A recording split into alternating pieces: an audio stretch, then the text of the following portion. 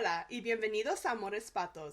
Hi, welcome to Amores Patos. I'm your host, Anna. And I'm your other host, Faby. This is a podcast where two best friends get together and talk about Duck facts, duck lore, duck amnesia, and DuckTales.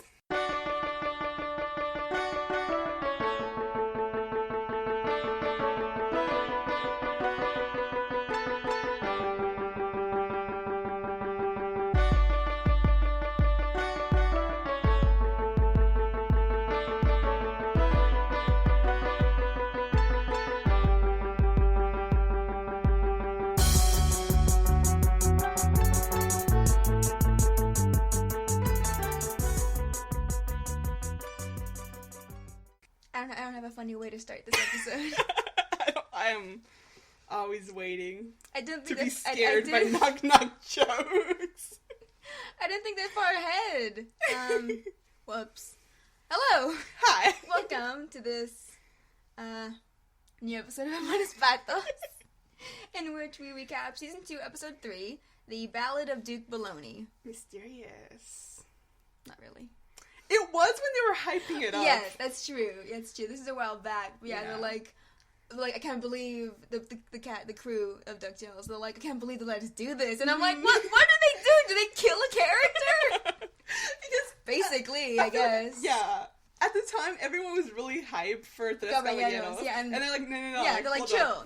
That's next week. Yeah. This week is Duke Baloney. And all the art that all the people were doing is amazing. It was so good. It felt very creepy and kind of surreal. And I'm like, what's that going to be about? Yeah. I knew Glomgold. Yeah. But I say this all the time. But, okay, shut up. So far, this is my favorite episode of the season. Of this season. Mm-hmm. Shut up, puppy. Shut up. Of this season. It's my new count. How many times did I say this is my favorite episode? It's only been the one time this season. It's been this one. Let's get into it. Yeah. Let's see. The story for this episode was by Frank Angones, Madison Bateman, Colleen Evanson, Christian Mailhays, and Bob Snow. The storyboards are by Jean-Sebastien Duclos, Mike Morris, and Sam King.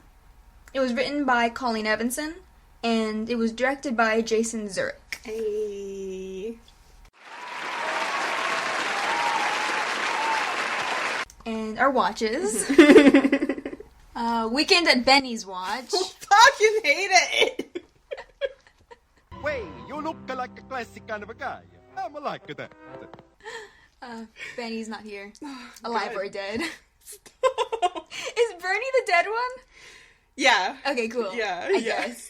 He's dead. I've never actually seen the movie, I I know about enough parodies. I just know, like, a dead guy. Yeah. And pretend he's alive. That's so fucked up. That is. Goals. What do you mean goals? One of my cousins, because we joke about this kind of shit all the time, one of my cousins has to dab continuously at my funeral. And I think one of my cousins wants us to weekend at Bernie him. I don't know which That's one. horrendous! The dabbing? What do you think? Like, they dab and we're gathered here today. Dab. To celebrate the life. Fabiola. Like, I love to, we're gonna be really old when this happens. Yeah. It's just one old man dabbing in the background. No, he'll be giving your eulogy. Yeah, he has to dab every third word. Anna's crying in the front. She loves to dab. I actually never dab, but I think it's the funniest thing. That and the circle game, which I think is peak humor. Too. My sister. My favorite story about your sister. My sister is like a fucking force of nature. I don't even know. We were in Mexico, 2 years ago. I'll never fucking forget this. She did this the whole weekend. Mm-hmm. But specifically in an OXXO. If you don't know what an OXXO is, it's like a 7-Eleven. Yeah. OXXO was the 7-Eleven. It's the 7-Eleven. There's no other, gas station place to get food. Never Monopoly, I don't know. Anyway. I mean, probably. Kind of a tangent. My uncle refused to believe that OXXO was a made-up word. He refused to stand for something or mean something. It No, doesn't. It doesn't. I was Googling in the car. I'm like, look, Uncle Richard. This, I'm calling him out. It's a made-up word. It's just a name. Like, anything. McDonald's. I don't know. What's a made-up thing? Chuck E. Cheese. They're made up. Entertainment cheese, excuse me. It's a made-up word. And he just used to believe it. I'm like, all words are made up. I don't know what to tell you. Anyway, my sister, in this OXO, she kept quoting this horrible, horrible vine. I have to find it and put the audio in because I can't recapture it. But it was the Shrek vine, obviously. And it's like a horrible, CG. Yeah. It's a horrible CG, and it's like a trap remix of Shrek yelling, "What are you doing in my swamp?" What are you doing in my swamp? What? So she would quote this. She would quote this. I can't do it. I'm gonna die. But she would quote this horrible thing. And then dab, for almost 30 full seconds. And she did this, 5 times in this OXO. We're just walking around, I'm trying to get some fucking cookies or some shit, and she won't stop doing this. And I'm like, we're in public. The cashier is looking at us. It's my favorite story ever. That's the story I always tell people about my sister. That's how I know her. So we'll put the audio in, because it's horrifying. It's What are we horrible. talking about dabbing? Funerals. You brought it up. Funerals. Dabbing is not dead in my heart. Jesus. It's still hilarious. Anyway, our watches. The rest of our watches that we have to do. Can we do a watch for who dabs in DuckTales? No one. I want someone to dab. If anyone would dab, it'd be Dewey. Yeah. He's not in this episode. I know. What's his name? The Ben Schwartz who voices Dewey. Another character, he voices Leonardo in the Rise of the Teenage Mutant Ninja Turtles, and Leo has dabbed twice in that show. Yeah. So I guess by default, Dewey has dabbed. Dewey's dabbed.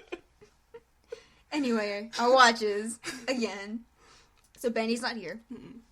Matilda McDuck watch. She's here. Surprise! She's arrived. No, she hasn't. And our neighborhood watch.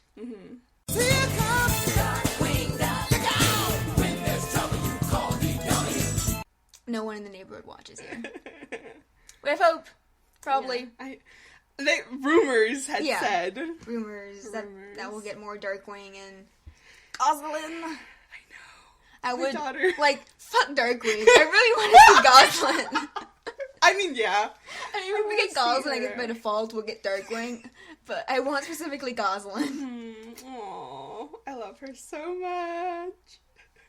I want her to dab. No! We're dabbing, we're done. If I could audio dabbing. a circle game, I would. You would do that to our poor listeners? Yeah, because it's funny. I'm sorry, I've been listeners. Rickrolled for the Wreck-It Ralph breaks the internet, whatever. right! I got mad last night. I was like, am I being Rickrolled? Yeah. It's about the internet, so... I hate it. Yes, you are being Rickrolled. I also expect to dab in there. It's the internet. Vanellope von Schweetz will dab. 2018. This is the stupidest podcast has ever been. I'm so sorry. This episode is so dark and messed up. It is. We need to bring some levity to you guys in the beginning. Because this is a fucked episode. I love it, but fuck. Yeah. It's fucked. It's in grayscale, like the mood. Okay, let's get into it. Yes. Okay. So the episode starts, and we go back to where we left off with Glomgold in the Shadow War, which we joked about before this episode. Like, when you read about Glomgold, we're like, we'll see what happened to him after he got thrown into the ocean. I think I literally said that he died, which he kind of did. Kinda. But Glomgold, I was on the Shadow War, like an idiot, trying to hold on to his shadow. And the shadow just drags him out the window of his office. Yeah. and throws him into the bay. Mm-hmm. Or he proceeds to drown. Yeah, like, like, comedic floating up and, like, yelling. Yeah, no, like he's falls drowning. And sinks. Yeah. Like... So then the next, like, kind of shot, we get to see, like, the bubbles and then... Yeah. Like, you know, and then his eyes close. And then this is the first reference we've had so far of what happened in the Shadow War. Yeah. Like, there's been no mention of it. There's been no whatever.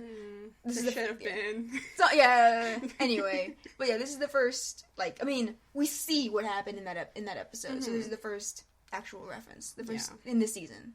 That there was consequences. Yeah, that all the shit that went down last season happened. Yeah. I'm like, cool, they didn't forget. Yeah. Yeah, so he nearly drowns, and we see that, when Glomgold opened his eyes again, he's been caught in a fishing net. Yeah, like the big beautiful ones. mermaid. Jesus. Like the big ones. Like the commercial fishing nets. And we're introduced to fisher people. Yeah, fisher people. Lovely, lovely. I love these characters. Same. I love them so much. It's Fisher and Man. So we get Glomgold being his shouty self, being like, get your fish hands off me. Yeah, your fisher. fisherman hands off me. Excuse me, fisher person. Hey, Fisher, get a load of this. Huh. Well, that's the fourth weirdest thing we've caught today. Get your fish hands off me, you filthy fisherman! Whoa. Fisher person. I mean, your name is Man. Yeah, well, he don't know I'm a fisher. And the other person is like, well, your last name is Man. He's like, well, he doesn't know that. But we see that they're like, he's like, don't you know who I am? And they're like, no, who are you? And he does not remember. No. We see him, like, in a puddle. Yeah. And he looks at himself, and he's like, I don't know. Yeah, I like that we never actually see Glomgold himself in this scene. It's like, he gets, from when he gets dropped in the ocean, we don't see him. No. We see, like, through his eyes, which is I thought was a nice detail. There's a specific name for that transition. I don't remember. Dude! I'm not a film student. First person POV. I don't fucking know. Yeah. That's what it is, but I don't know if that's the actual fancy term. Anyway, Fisher is voiced by John DiMaggio. Oh! These two are like voice actor legends. It's crazy shit. who voices these two. Oh! So John DiMaggio voices Fisher, who is, if you don't know who John DiMaggio is, he's been like 60 million voices. Yeah. But like Tom Kenny up there with and everything. Yeah. Some of the more prominent characters he's voiced is Bender from Futurama, Manly Dan in Gravity Falls. Yes. The Scotsman in Samurai Jack, Jake the Dog from Adventure Time, Dr. Draken from Kim Possible, which I did not know. Oh, shit. Like, I think he also voiced the Scottish villain in Kim Possible. I don't remember his name. McHaggis. I don't remember.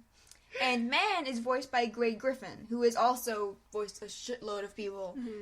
Currently, she does Queen Butterfly from Star vs. The Forces of Evil, Zandra in Legend of the Three Caballeros, Red on the Pirates Caribbean ride, the new animatronic that they've introduced, Vicky from Fairly Odd Parents. Yes, that's where I know her from. Yeah. Frankie Foster from Cartoon Network's Foster's Home for Imaginary Friends, Mandy from Great Adventures of Billy and Mandy, and a ton more. Yeah. These are just the more prominent ones I wanted to mention. I'm like, there's like a shit ton. Like background characters, like just other shows. Like they got really good like voice actors for these two Fisher people. And their fucking name, Fisher and Man. Fisher and Man. I also just really love their design. Their designs are great. Yeah, so Man is a pelican. And an actual pelican. Yes. I will say, for the last time, Launchpad is not a pelican. Yeah, there was some debate before. Like, I know like, even original DuckTales, is Launchpad a pelican because he has the whole chin? Yeah. He's not. No, he's a he's duck. not. This is an actual pelican. And I'm mad about this for some reason. no, you're mad about this. Okay. And Fisher is a seagull. Yeah. I hate it. Why? Because we see seagulls. No, but it's fun. They're like really fun designs. They have really fun designs. We continue. We open up with Roxanne Featherly after the theme song. With her action news. Yeah. The fact that it's been 4 months since both the Shadow War and since Glomgold disappeared. I know. Nobody cares Oh. about Glomgold. And the Shadow War, I guess, because it's not mentioned. I don't think it's mentioned. No, they just... No, right, just like Glomgold's been missing for 4 years. Yeah. For months. Oh, fuck! 4 months! Glomgold has been missing for very, It's very been a long. huge time skip, guys. Sorry. Third The episode. kids are teenagers now. Yeah. It's great. They're applying to colleges. Oh, fuck! I don't know how old they are.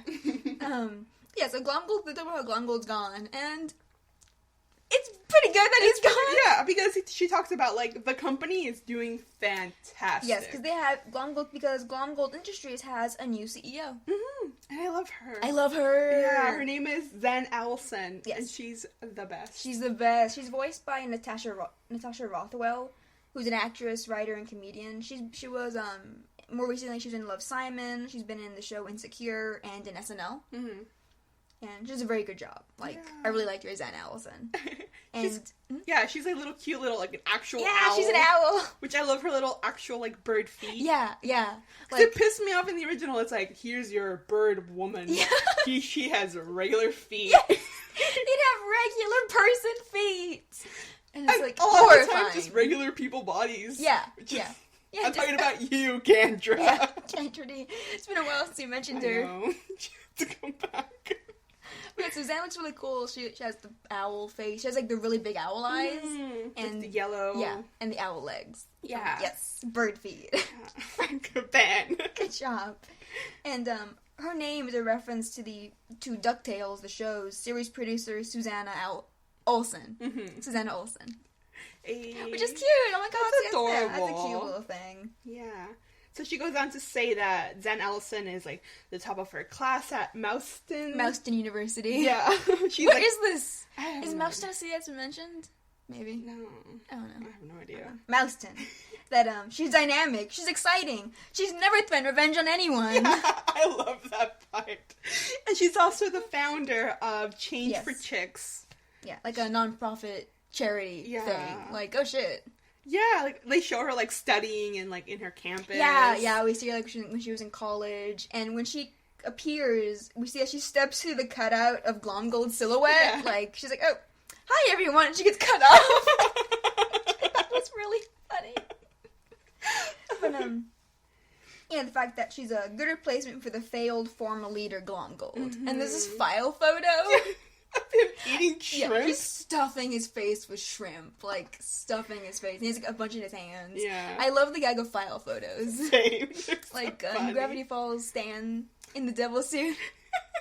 That picture's taken out of context. Mm-hmm. Mm-hmm.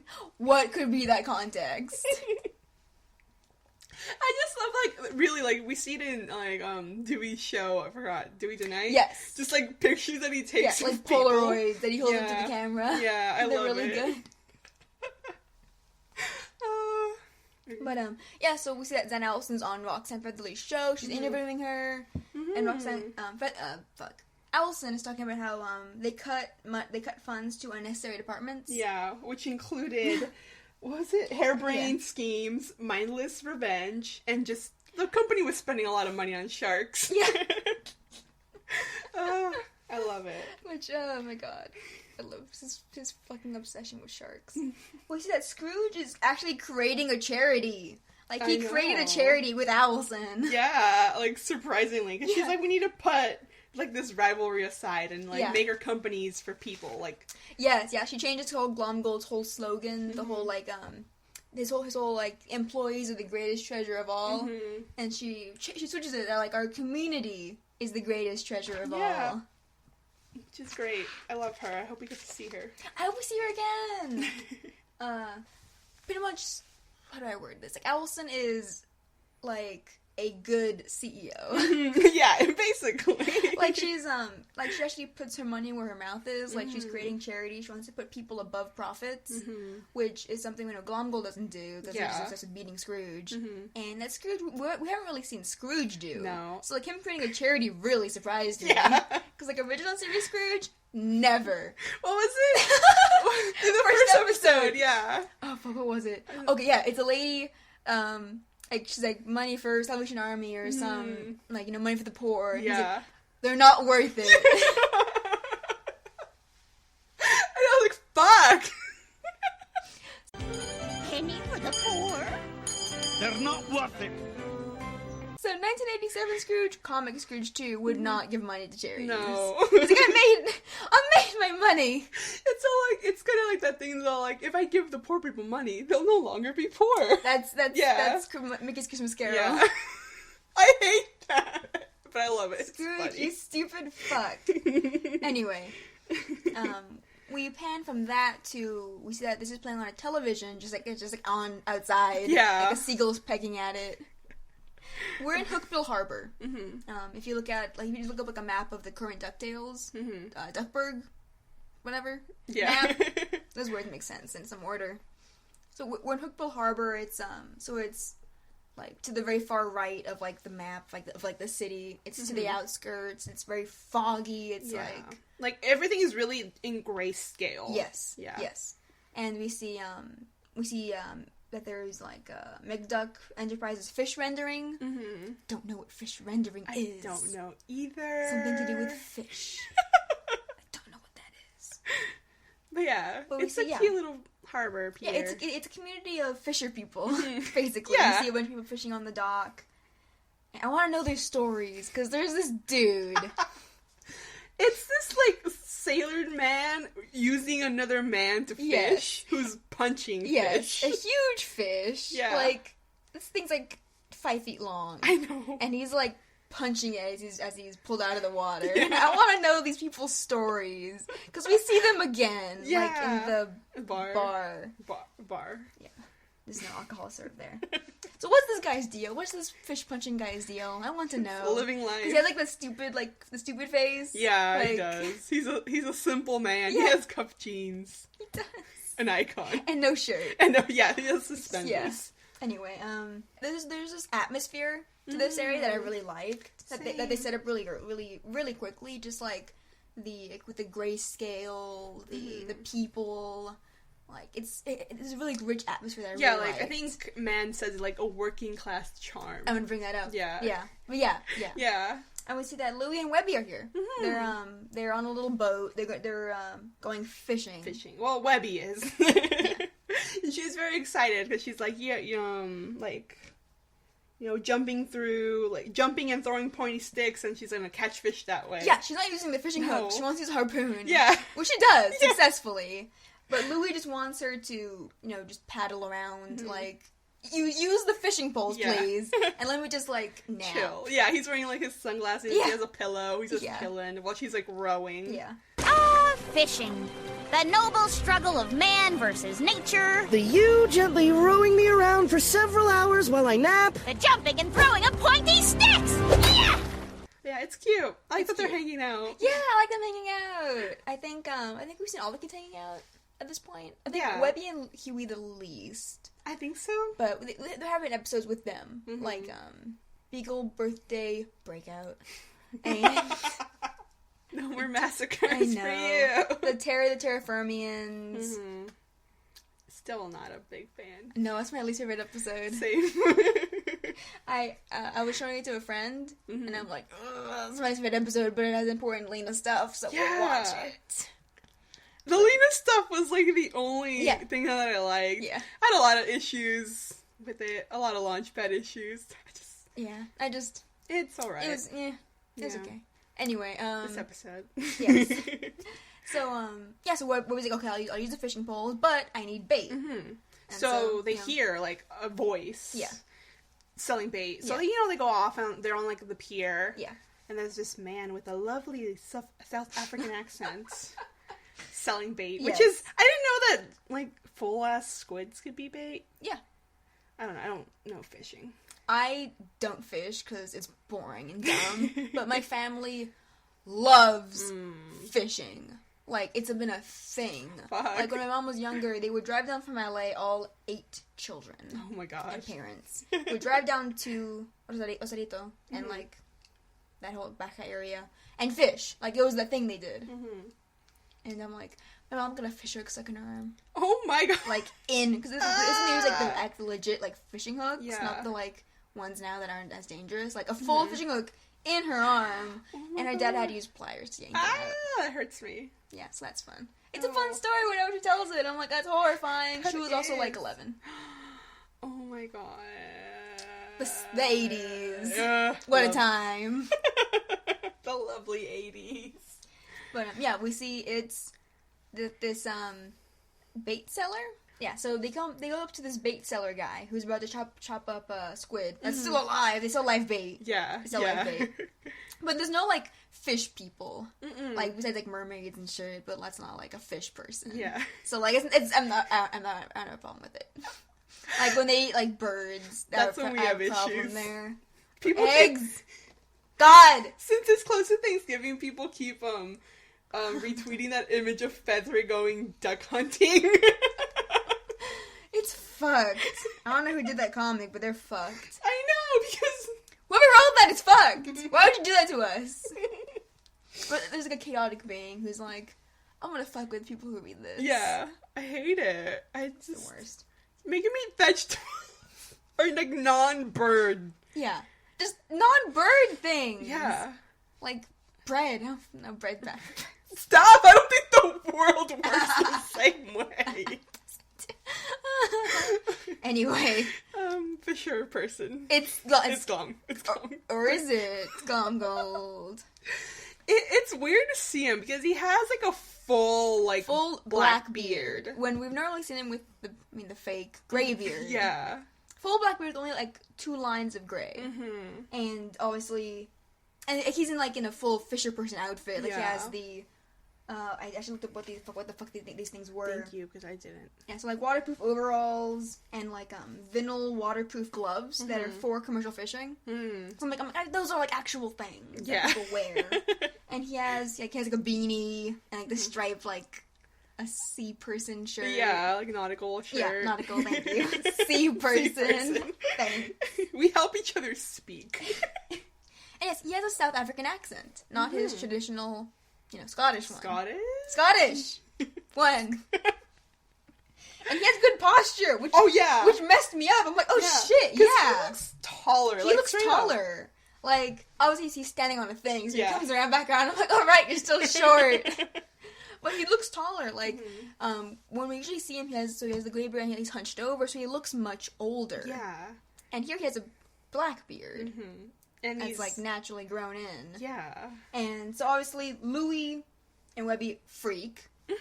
Because, he's holding a knife. Yeah, he's holding a huge knife. He's about to chop up this squid. And he's like, oh, hey, kids. Yeah. I'm selling this squid. And 7 tentacles, you get 1 free? Yeah. Yeah. And it, squirts ink in his face. And they kind of ask him, what's up with all this? And Webby's, literally, what's with the South African accent? And the beard and your posture. And he's like, he likes his beard. He's like, I guess I'm from living a rough life on the sea. Yeah. And he kind of scratches it and a fish flops out. And he's like, well, what the fuck? That doesn't normally happen. What's with the South African accent? Why is your posture so good? What's on your face? Just a bushy beard forged from a life on the sea.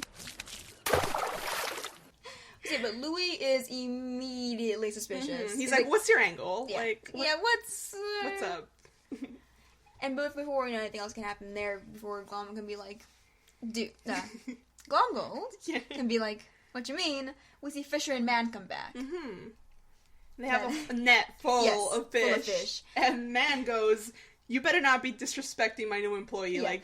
Bait and such is a bully-free zone.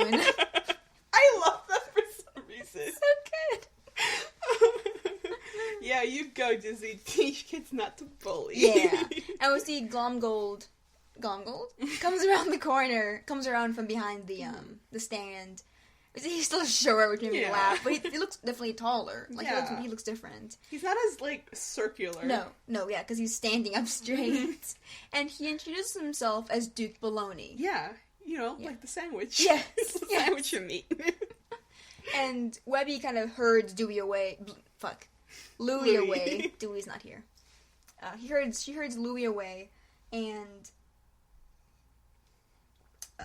she realized they fuck. Because Louie makes a joke about him being full of baloney. Yeah, he's like, you get it? You get it? And she's like, that's not what we're talking about right now.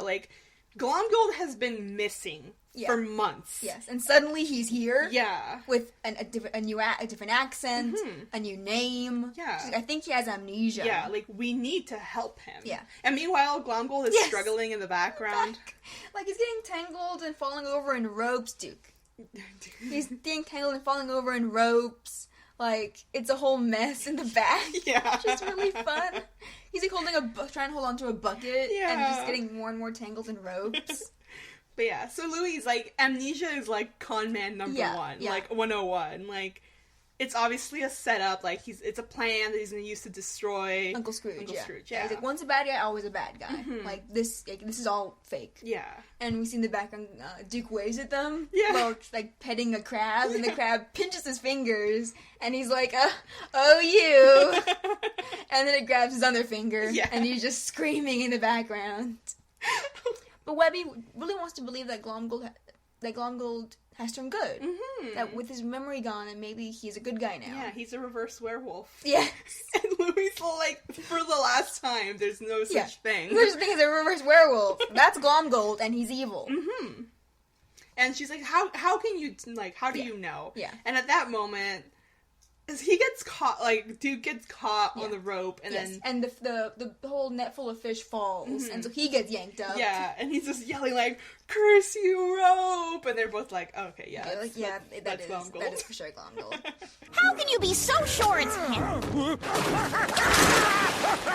Curse you, rope! It's him. And the whole plot of Glomgold having amnesia and his accent changing is... I don't know if pulled directly, I'm sure it's happened in other stuff, but it's happened before in the original DuckTales, 1987 DuckTales, in the episode Blue Collar Scrooge. Episode, I'm gonna guess, 83, because Fenton's already introduced. Yeah. You're probably right. I'm gonna look it up. We got internet. We got internet, because we're at my house. Give me the episode number. Episode 311, but what's the actual number? 86. I said, wow. Was I right? Or I said 83? Yeah, you said 83. Damn! By I was 30. so close! Blue Collar Scrooge, the 86th episode of DuckTales, 1987. That was 3 episodes off. Damn! That was good, though! It close! was. Let's guess! Anyway, in that episode... Scrooge is the worst in that episode, but anyway, he loses his memory from... There's a whole fucking convoluted read. He, like, gets on a skateboard and hits his head, whatever. And his accent, I mean, it's still Alan Young, but it's Alan Young's actual voice. Yeah. No accent, no Scottish accent. He sounds so nice. He sounds so nice! Yeah. It's a really nice voice! And when I first heard it, I'm like, damn! That's a good voice! Yeah. And you can still hear Alan Young, like, it's very clearly still Alan Young, but just... no accent. And he goes on to become a good person. Yeah. Basically. He goes on to lead a revolt. Yeah, because with no memory, and he stops kind of looking like Scrooge. He loses the hat, and, like, he looks all bedraggled and shit. Because he lost everything in the, like, little travel of the skateboard. Yeah. And he becomes homeless for a bit. Yeah. Anyway, he tries to go and buy food from one of the McDuck, like, hamburgers or pizza places. Like, Scrooge has a monopoly on Duckburg in the original series. And it's, like, very obvious. Yeah. Because everything has like, the top hat. the top hat. Or at least in this, he owns the land, and people just build whatever the fuck. Yeah. Like, he owns all the businesses and banks in Duckburg in the 1987. He's basically a mob boss in 1987 DuckTales. Like a benevolent one. Yeah. It's like, tell McDuck that I'll give him his money back. Basically. Anyway, so, he becomes, what, does he get a name? Does he get a new name? Oh, I don't remember. They call him, Mac? No. No. What, a Doc? What do they call him? I don't... Because people give him a name. Yeah, I can't remember who gives him the name. It's, like, just, like, random people. And he's like, oh, is that my name, then? Yeah, it's probably something generic. I feel like it's like Mac, something like that. I'm trying to remember if I can remember anything that Mama Crackshells tells him. Oh, Christ. She's involved in this. I don't want to get into it. They go on a date. And they never speak ever again. No. Damn, what do they call him? Do they kiss? Fuck. Don't ask me! I don't know! They might. I'm gonna look it up. I'm gonna see what they call him. Stupid DuckTales wiki. Like, Sometimes y'all are so dedicated about lovingly editing these things, but when we need them to be this detailed... What the fuck do they call him? Sir. Dumb. Whatever. Let's say they call him Mac. We'll put in what they actually call him.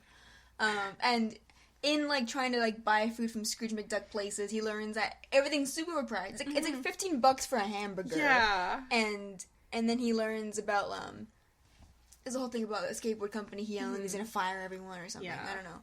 And Scrooge, Amnesia Scrooge, realizes that Scrooge McDuck is the worst. Yeah. Goes, fuck Scrooge McDuck! And leads a strike in his own company without realizing it. I love it, because he's basically seriously like, fuck Scrooge Yes, McDuck. literally, like with no memory of who he is, learning who Scrooge is and what he does to people, like the working conditions and how overpriced everything he produces is. He's like, fuck Scrooge McDuck! Not until you cancel that deal selling out our jobs. Down with Scrooge McDuck. Strike! Strike! Strike! Police, arrest that troublemaker! Keep the strike going. Scrooge McDuck, you're a bully. You're a tyrant. It's the best, because he seriously leads like a fucking strike. Yeah, he leads a whole strike against himself, and then when he gets his memory back, he, like, kinda, like, gives the people their raise or something. Kind of. Like, they have to, like, bend his arm about it. And I'm like, did you learn nothing from your whole amnesia trip? No, he didn't. No. Anyway. That Scrooge never learned a lesson that No, carried over. it didn't stick. No. Ever. He had to relearn it. They broke the mold with him, they did. I have a wee chance of filling those spots. But it's a fun episode if you want to see Fenton doing shenanigans as well. Yeah. Fenton tries to do a Scottish accent, which is... I think we've put it in before. It's the Yeah. most funny thing. This episode kind of references that. Yeah, the sentiment of fuck Scrooge McDuck. Fuck Scrooge McDuck. And also kind of like, fuck my previous life. Yeah. Okay. Like, that guy's an asshole. Yeah, fuck that guy. Anyway. Yeah, we see that they go to Chum's, which is like the local bar. Yeah. There's no alcohol. Yeah. But it's a bar. It's a bar. It's very clearly a bar. Yeah. I love it's called Chum's, and it's like a fish that's cut up. I know. It's really cute. It's really nice. And we just get, like, this atmosphere again. Mm-hmm. Like, it's a very small, tight-knit community. Mm-hmm. And we'll just go to probably this one bar, or, like, one of the few here. Everyone just knows each other. Yeah, we see Man gets to go bucket of ice and fish heads are just in there for his fingers. Because his fingers are fucked. Yeah, they're from like the crab. broken. I think they're dislocated. Yeah. But they're fucked. So he sticks his hand in there and he apologizes for yelling. Yeah. He's like, I've never done that. Yeah. He's like, I think? I don't think so. That I know of. And love, Fisher and Man have made him a part of their family. Yeah. Like, they're super affectionate. They're like, oh, we found him with no memory in the bay. Mm-hmm. Like, and now he's a part of our little fishing family. It's really cute. Yeah, they found Duke with, just his determination and freakishly high tolerance for pain. Yeah, and we see him, like, he sticks his hand out of the ice. Yeah, and after icing it for a bit, he, like, because all his fingers are dislocated. Like, every single one. And he just pops them. He reduces every single one of his dislocated fingers. Yeah, I hate it. Like, I'm like, oh, shit. And Louie and Webby are just like, ugh. Yeah, like, oh my god. Yeah, and Duke says something about how, like, his life, he'll live by the sea and he'll die by it. I know.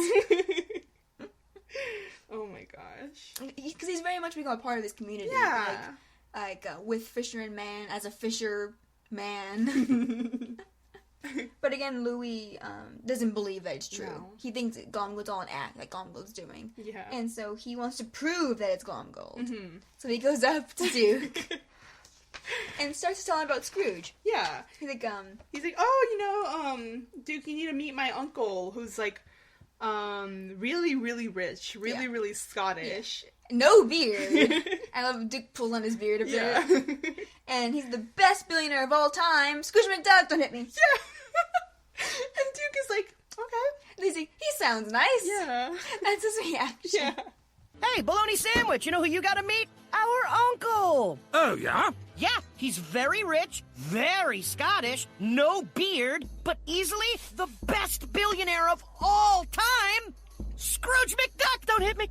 He sounds nice. It's really sweet. And we see Webby pulls out a missing flyer for Glomgold. Shows us to Duke and Fisher and Man. Like, you don't know who this person is? Yeah. And it's this picture of Glomgold looking like all him. Yeah. And it says, wanted by the IRS for back payments. Oh my god, he's such a scumbag.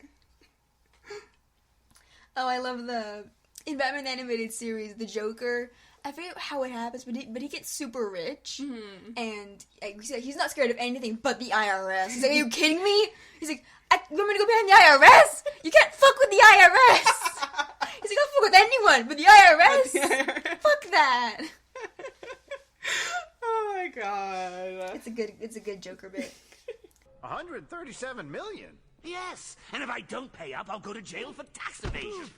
I'm crazy enough to take on Batman, but the IRS, no, thank you. But we see Fisher and Man, like, they can't believe that Duke and Glomgold are the same person. Because Man is like, do you think this strapping noble Duke is that withered old husk of a man? I was like, damn. Damn. Yeah, because they look and seem totally different. Like, I mean, Glomgold, like, second richest person in the world, and this guy. Yeah. Like, they don't look alike, really. No. Like what we mentioned, like, the posture does a lot. Yes. Because, when he's Glomgold, he just looks so old. He looks old. He looks, like, and the fact that this made me realize that, with this line, that Glomgold Duke isn't that old. No, yeah. He's not that so old. Wild. It fucked me up. His beard goes in black, which is a little bit of gray. Like, Scrooge is 60 million years old or whatever the fuck was Scrooge. But I thought Glomgold was 60, 70. Yeah. Because even though the gray beard was fake, he had that whole hunched over posture. Yeah. The voice, he's always, like, the voice, angry. Yeah, the voice made him sound older. The accent. And we see now with the South African accent, with the black beard, the posture, he's a lot younger than we thought. He's like in his 50s. Yeah, and like he's strong because we see him like mess around with like nets and like and the crab crushing his fingers, like it doesn't bug him like at all. Yeah, like his fingers were all dislocated and he just reduces them like no problem. I see my brother do that to his hands. Well, it's cracking them. He reduced them. No. Like my brother got his fingers like back. Like actually these two and then this one, all separate events, but they all like have that weird like now they're like chubby from this. It's like scar tissue. Yeah, because my uncle literally when he did it, he like got hit by a football, I think. And then my brother's like, oh shit, like I've done it for the third time. Yeah. My uncle goes, oh, let me see that. And just pulled it. And my brother's like, I wanted to cry. Yeah, like it's technically only like a skilled medical professional is supposed to reduce body parts. Even like fingers, like you can fuck up your finger if you do it wrong. Yeah, like I saw that happening from across. We were in Mexico and I was just like, what the hell? Yeah. And then to make it worse, my aunt comes by and they were trying to put like a warm compress on it. You want ice? Yeah, like my aunt literally, she like got like boiling water on my brother's finger. And my brother's like, it didn't hurt so much that she was squeezing my finger, but the fact that like the cloth was filled with boiling water. You want to use cold water for any injury, really. Yeah. Like anything hot is bad. You don't make the swelling worse. So he's like, yeah, like my other two fingers are kind of okay. Yeah. But that one's fucked. Yeah. Because it's like, it got so screwed over. Oh my god. But, anyway. So, Fisher and Man, they're like, yeah, there's no fucking way that's Duke. Yeah. Like, no way, it's the same person. And I love, Fisher makes a joke. He's like, well, now that you're rich, you mind buying everyone a drink? Yeah. And like jokingly. Yeah, it's surprisingly enough. Like, Duke is like, sure. He's and like, sure. We see him, like... He buys a drink for everyone. Yeah. And we see him take out a money clip. Yes. And that's when, like, the kids are kind of like, wait, what? Like, how would he have a solid gold money clip? Yeah. You want it? Go get it! Street smarts! And now you've thrown him off his rhythm! I was waiting. I saw you, I was like... to tell your parents, I need to buy a money clip. I need to buy a silver money clip. Engraved, question mark. But yeah. You kids get yourselves a money clip, okay?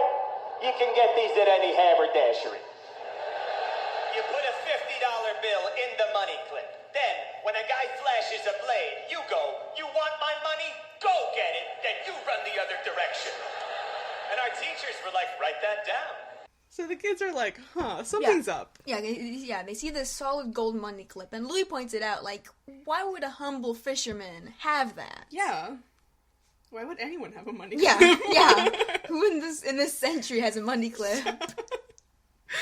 But it's funny, because you see him go to pay for the drink, and even Louie's like, yeah, Duke! Yeah, because Duke's gonna get everyone around with pep. Yeah. Because no alcohol in this bar.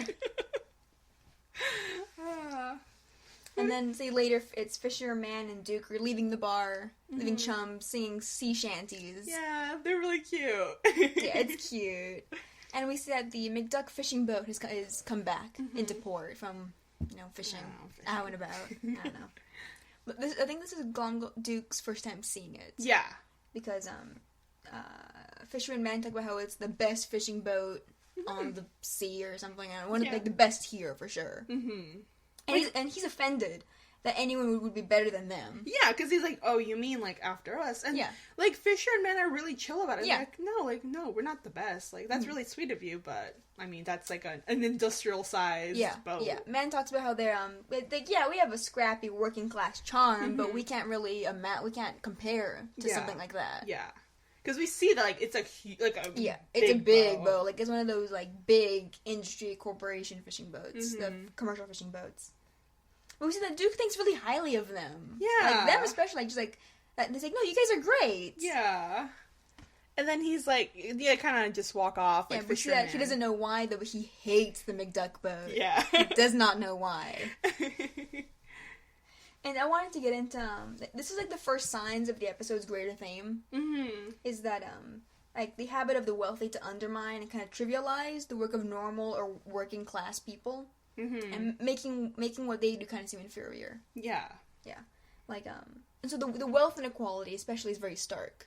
Because we have this beautiful top-of-the-line fishing boat in this very dismal gray area. Yeah, like when you see it, everything's grayscale except for this really stark white boat. Yeah. Because all the other fishing boats, all the other people here are clearly working class. Mm-hmm. They're all like Fisher and Man. Yeah. And then there's this boat that comes in, and it's very much just wealth inequality. Mm-hmm. That's shown very early, right off the bat. Yeah, and I mean the rest of the buildings are like little shacks. Yes. And here it's like. And then there's the big McDuck. Yeah, the McDuck fish rendering, fuck that is. I look it up. Yeah, so like a small fishing boat like theirs can't compete with a commercial fishing line like that, which has way more money and resources. It actually has 2 big ass nets. Oh yeah, because it's they have the money resources to have it's like automatic, like a person doesn't have to crank it up. Like, it's all, they have the money, I mean, it's Scrooge McDuck's, it's one of his many, like, subsidiaries. Like, they can afford to have something top of the line. Mm-hmm. And so, like, so boats like this, like, companies like this, big companies like this, have the habit of pushing the small fishing boats, out of business. Yeah. Or just the small businesses, the small companies out of business. Mm-hmm. Greater things. We see Louie and Webby are spying on Duke. Yeah. Because we see that Duke is, like, kind of reeling in a net, and it's not a lot of fish, which is kind of sad. Yeah. But he's just kind of, doing his job. Mm-hmm. And it's Webby. Who brings up, like, nothing's happening. Like, he's just going about with his life. Yeah, she's convinced that he's become a simple fishermonger. Mm-hmm. But Louie's sure that he'll slip up. Like, he'll show his Glomgold. Yeah. Because he's like, you said he had changed when he was like a delivery man. Simple delivery man and a simple pastry chef. Yeah. I want to see that. Yeah. like Glomgold coming to the mansion. Oh, I have your mail. I'm like, fuck off, Glomgold. Get the fuck out of here. Fuck out of here. What's his face? Duckworth chases him off. Oh my god, no, yeah.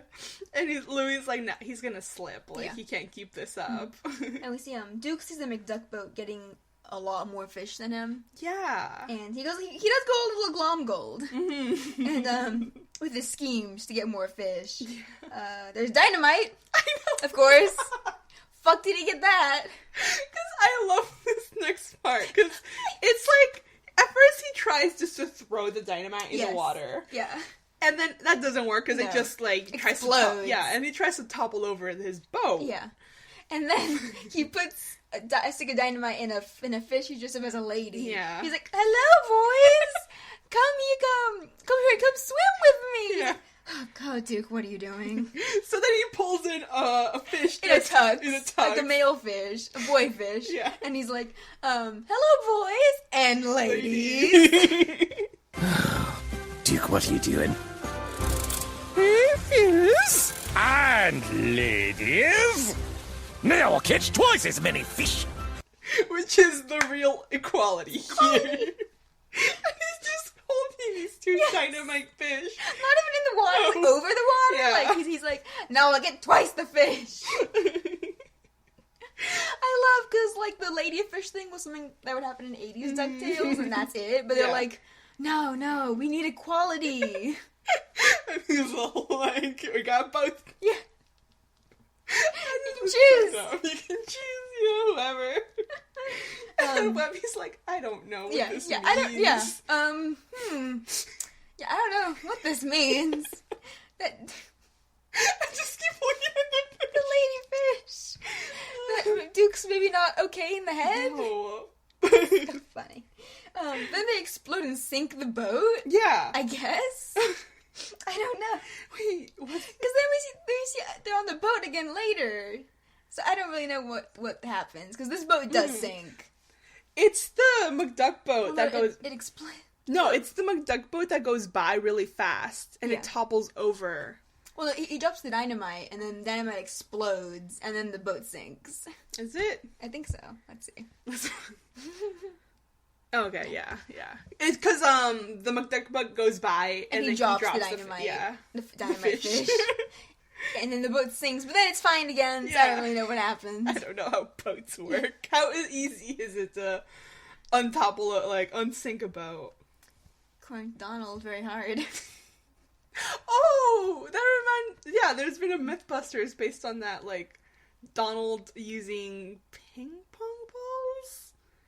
There's a Mythbusters episode about unsinking a boat. Yeah. I think it's using ping pong balls. Yeah. And it's based on a Donald Duck comic, if I'm remembering the time I binge-watched Mythbusters correctly. That's fun. And it's possible. It just takes a shit ton of ping pong balls. I bet. I saw one where it's, if they can lift up a car with a vacuum cleaner, and they could. I forget what the fuck they had to do to the vacuum cleaner. Yeah. But they're able to lift the whole car. Oh, fuck. No, yeah, like, this one, I think they had to, like, pump in all the ping pong balls, like, through a vacuum, and then pump out the water. But they eventually did, like, lift the boat. Huh. It's, like, wild. That's fun. So we see, Fisher and Man are, like, below deck. They're, like, they're getting their boots on and stuff. Mm-hmm. And we see Glomgold opens up the hatch, like, bloodshot eyes, and he calls for a boat meeting. Yeah. He hasn't slept. No. And he's because he says, like, I've been too busy making up, like, the perfect scheme. Like, to get us more fish in the McDuck boat. Mm-hmm. And he has, like, an old pizza box that he's using. I think it's an old pizza box that he's stuffed with cardboard art. Yeah. That's his plan. Because he has no slideshow to do. I think his art got better. Yeah. Like, when we saw it in Infernal Internship of Mark Beeks, when it was all stick figures. Yeah. There's more detail now to the characters. And he, like, does his, like, Glomgold laugh. Yes. To which, Fisher is like, I don't get the joke. Yeah, he laughs, like, ha ha ha, I don't get it. Behold, my ingenious plan to catch more fish than that McDuck boat! I don't get the joke. We see Webby and Louie still spying. Mm-hmm. And see Webby still very much wants to help Duke. So he's clearly dealing with repressed memories. Yeah. Like, that's why all this Glomgold stuff is coming up. Mm-hmm. So Louie just straight up does not trust him. No. He's like, something's up. Like, whatever, it's gonna be bad when it happens. Yeah. And, I love Duke's plan. He includes Fisher and Man in all of it, which I thought was really cute. I think it was... Because, Duke very much cares about them. Mm-hmm. We see when he's complimenting them against the McDuck boat. Like, there is his hatred of the McDuck boat, but there's also the fact that he really likes them. Yeah. Because he compliments them, he includes them in his plan. Mm-hmm. His plan, which, the parts we get of it, strapping bombs to sharks. Yeah. That's the part that makes Louie like... Yeah. Like, look! Look. Get engineering degrees from a local college. They all get the degrees. Yeah. And then mind control. Yeah, program previously brainwashed robotic fish from step 17A to surround McDuck's boat and insult them. And then once their, like, self-esteem is low, they're gonna use that time. But I love first... his drawings just get weird. Suddenly Fisher and Man are just buff mermaids. Yeah. Fisher, Man especially, is super buff. Yeah, like six-pack buff. Yeah, she's a six-pack. They're mermaids for some reason. Artistic license. Yeah. They're suddenly mermaids. Fan art. Yeah, and so then they'll take the plug that he assumes is on the floor of the bay, drain it, and get all the fish for themselves. Yeah. And I just love the idea of, like, these plugs just everywhere. Yeah. Like in Life in the Darkwing Duck episode, Life, the Negaverse, and Anything. There's a universal plug that's just in between dimensions. Never explained again or acknowledged. No. But it's a fun concept. Yeah. Makes me laugh. I love it. And then that's when Fisher Fisher is like, oh, that's really nice. Like, your art is beautiful, by the way. This is some really nice cardboard art. Yeah. But, like, if we overfish, like, that's going to lead to a bigger problem in the community. I looked up overfishing. Like, the threat of actual overfishing. It's a real problem. It's a real problem. Watch Adam Ruins Everything has a good episode about fishing. I looked it up on the worldwidelife.org. Okay. It's like the San Diego Zoo. It's like their whole bug. Oh, shit. Their whole bag. 30% of the world's fisheries have been pushed beyond their biological limits and need strict management to restore them. So fisheries are just like areas with lots of fish. Yeah. So 30% of them have been pushed beyond their limits. You can't fish there anymore, otherwise. And tons of fish have gone extinct because of overfishing. There's a whole bunch of them. Like, imagine in the arms of an angel with some fish that went extinct. If you want to eat more tuna, please donate 15 cents a day to our shitty company. I'm just imagining, like, sad fish. How do you make fish look sad? Like dead ones? Oh, no! They have, like, the eyes and stuff. Okay, there's nothing more scarier than that old commercial. Do you remember it? About, like, a girl with asthma. And it was, like, something, when I have asthma, an asthma attack, I feel like I'm a fish out of water. And it's this little girl, but they're showing, like, in this white room, this fish that got out of its tank. I've never seen dying. This. I hate this. It's the most terrifying thing. I have, like, nightmares about this commercial because it's just, like, this little girl voice. But instead of, like, using, like, a little girl having an asthma attack, they're just using this fish that can't breathe. And my question's always, like, did they let the fish die in the commercial? How many times did I have to shoot this scene? How many fish died? They're, like, gaping, like I'm just like, oh, no. It's horrible. Anyway. So the overfishing thing, that's what, like, big mega corporations do. It's what commercial fishing does. Yeah. Like kind of like Scrooge's whole company. It's what companies like that do. Mm-hmm. And I love that, Fisher and Man, they have, like, reasonable answers. Yeah. Like, responses to this insanity. Yeah, they're just like, Man is like, like you always say, sharing is caring. Yeah. I was like, he would never say that if he was Glomgold. Yeah, he's like, you're right, I do say that. Or do I? Yeah. Actually, Duke isn't super sure of his identity right now. Mm-hmm.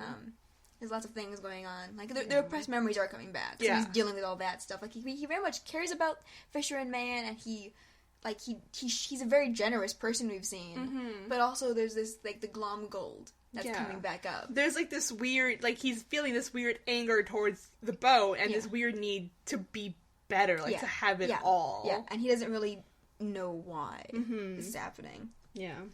Yeah. And Fisherman's like, anyway, there's a storm coming in. No one should be out on the water. Yeah. And, like, the sky's all gray and cloudy and stormy. But we see Duke, still he's not kind of letting go yet. He's like, and the fish will never see it coming if we go fishing, if we go now. And he gives a very over-the-top Glomgold declaration and cackle. Besides, storms are brewing. No one should be fishing anyway. That's why the fish will never see it coming!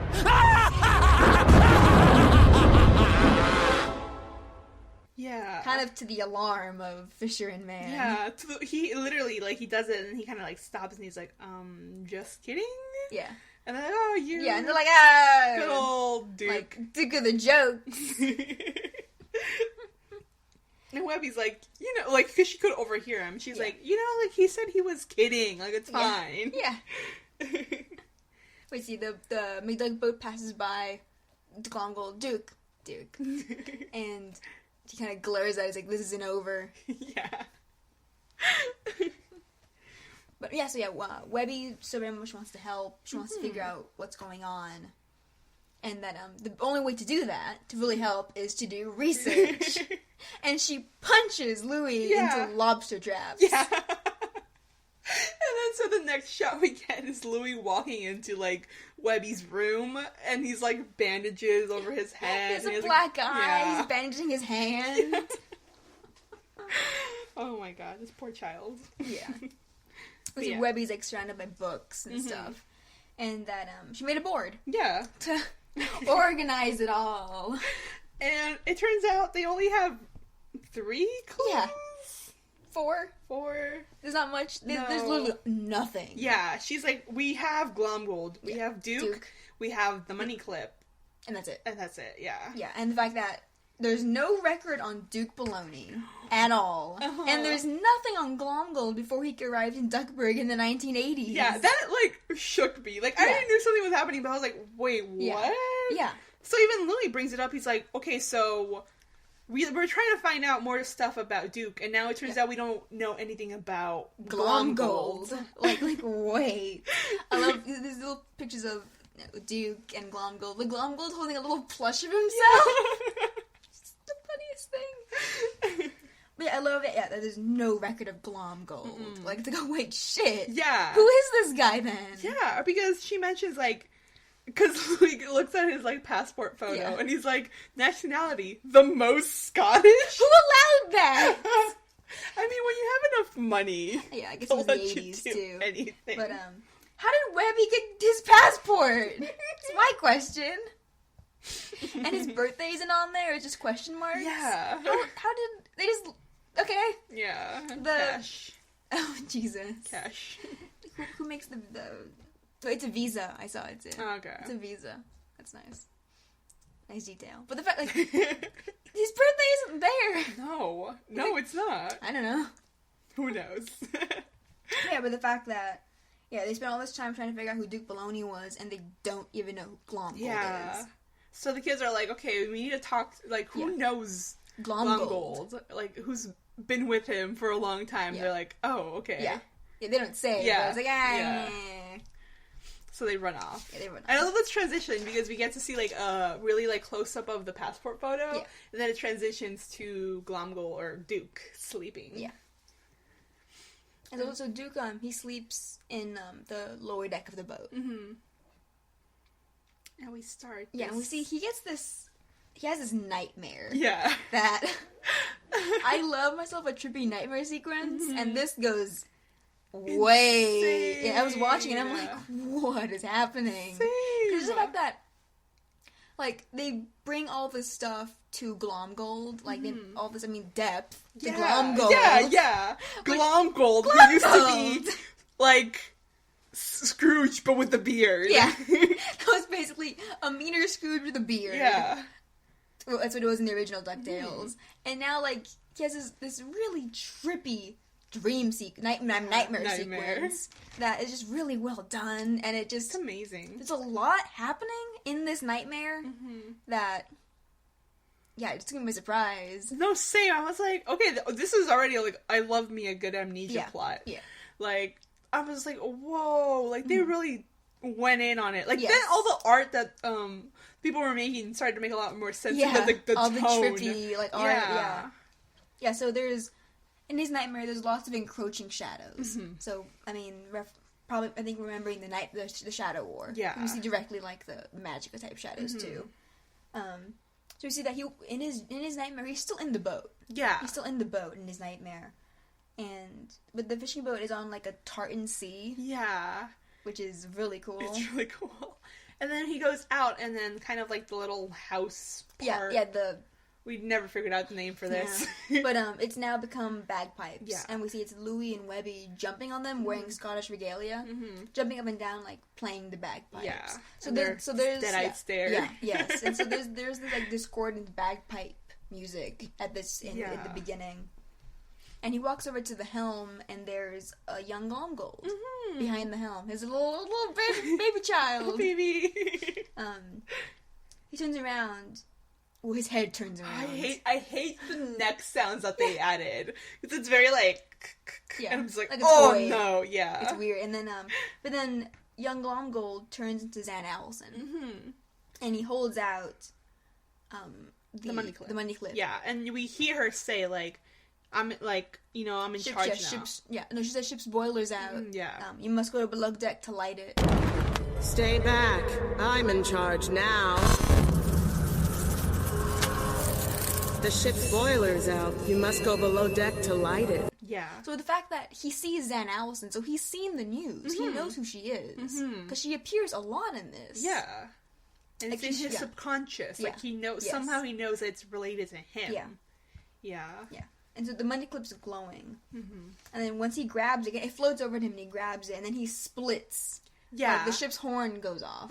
And it's like this, like, discordant, like, split of these two personalities of Glomgold and Duke. And it's, like, trippy, but also really cool. Yeah. And then we see the hatch opens, and we see the swirling shadows from the Shadow War, specifically. Like, it's like, he's trying to remember what happened to him. Yeah. Like, what led to this. Yeah. And it's like the fucking, like, shadows coming to life. And so we see that, and it clears into, like, the circular stairway down to the boiler. And he's using the money clip to light his way. And as he's going down, Zan Allison's eyes kind of open just in midair. Like, big eyes. Watching him as he descends the stairs. So the whole sequence is basically in black and, like, white and gray. Yes. Except for, like, certain items. So the money clip is gold. Yeah. And then, so he gets down. Yeah, we see that as he's climbing down the stairs get huge. They get huge until he has to, like, bodily climb down them. So he finally makes it to, like, the inside of, like, it's this a hallway. Yeah. Yeah, and we see, like, this red coat. Yeah. Yeah. Disappear around the corner. And he kind of, like, calls out to it, like, what? Like... And he starts running towards it, and the carpet starts moving. Yeah. And so he's not moving forward. No. Until it falls out completely out from under him, and he's falling. Yeah. And then when Duke lands, the coat is floating above him. This bright red glowing coat. Oh, and there's... like a duck wearing a top hat. A non-anthropomorphic duck in a chest of gold. Yeah. It opens up, and it quacks. And he goes up to this floating coat and kind of reaches out to it, and it turns around, and it scares him. Yeah, because it's the boat. Yes, it has like the head of the boat. Instead of the head, it's the boat, and the money clip floats out of his hand and into the coat, which folds up and vanishes. Yeah, and then the boat floats towards him and just like honks and then disappears. Yeah, I love that the boat is 3D. Yeah, it looks like it fits this. Like it adds to the weirdness of this like giant like 3D boat. Yeah, going over him. I hate it. It's scary. Yeah, no, it looks really good.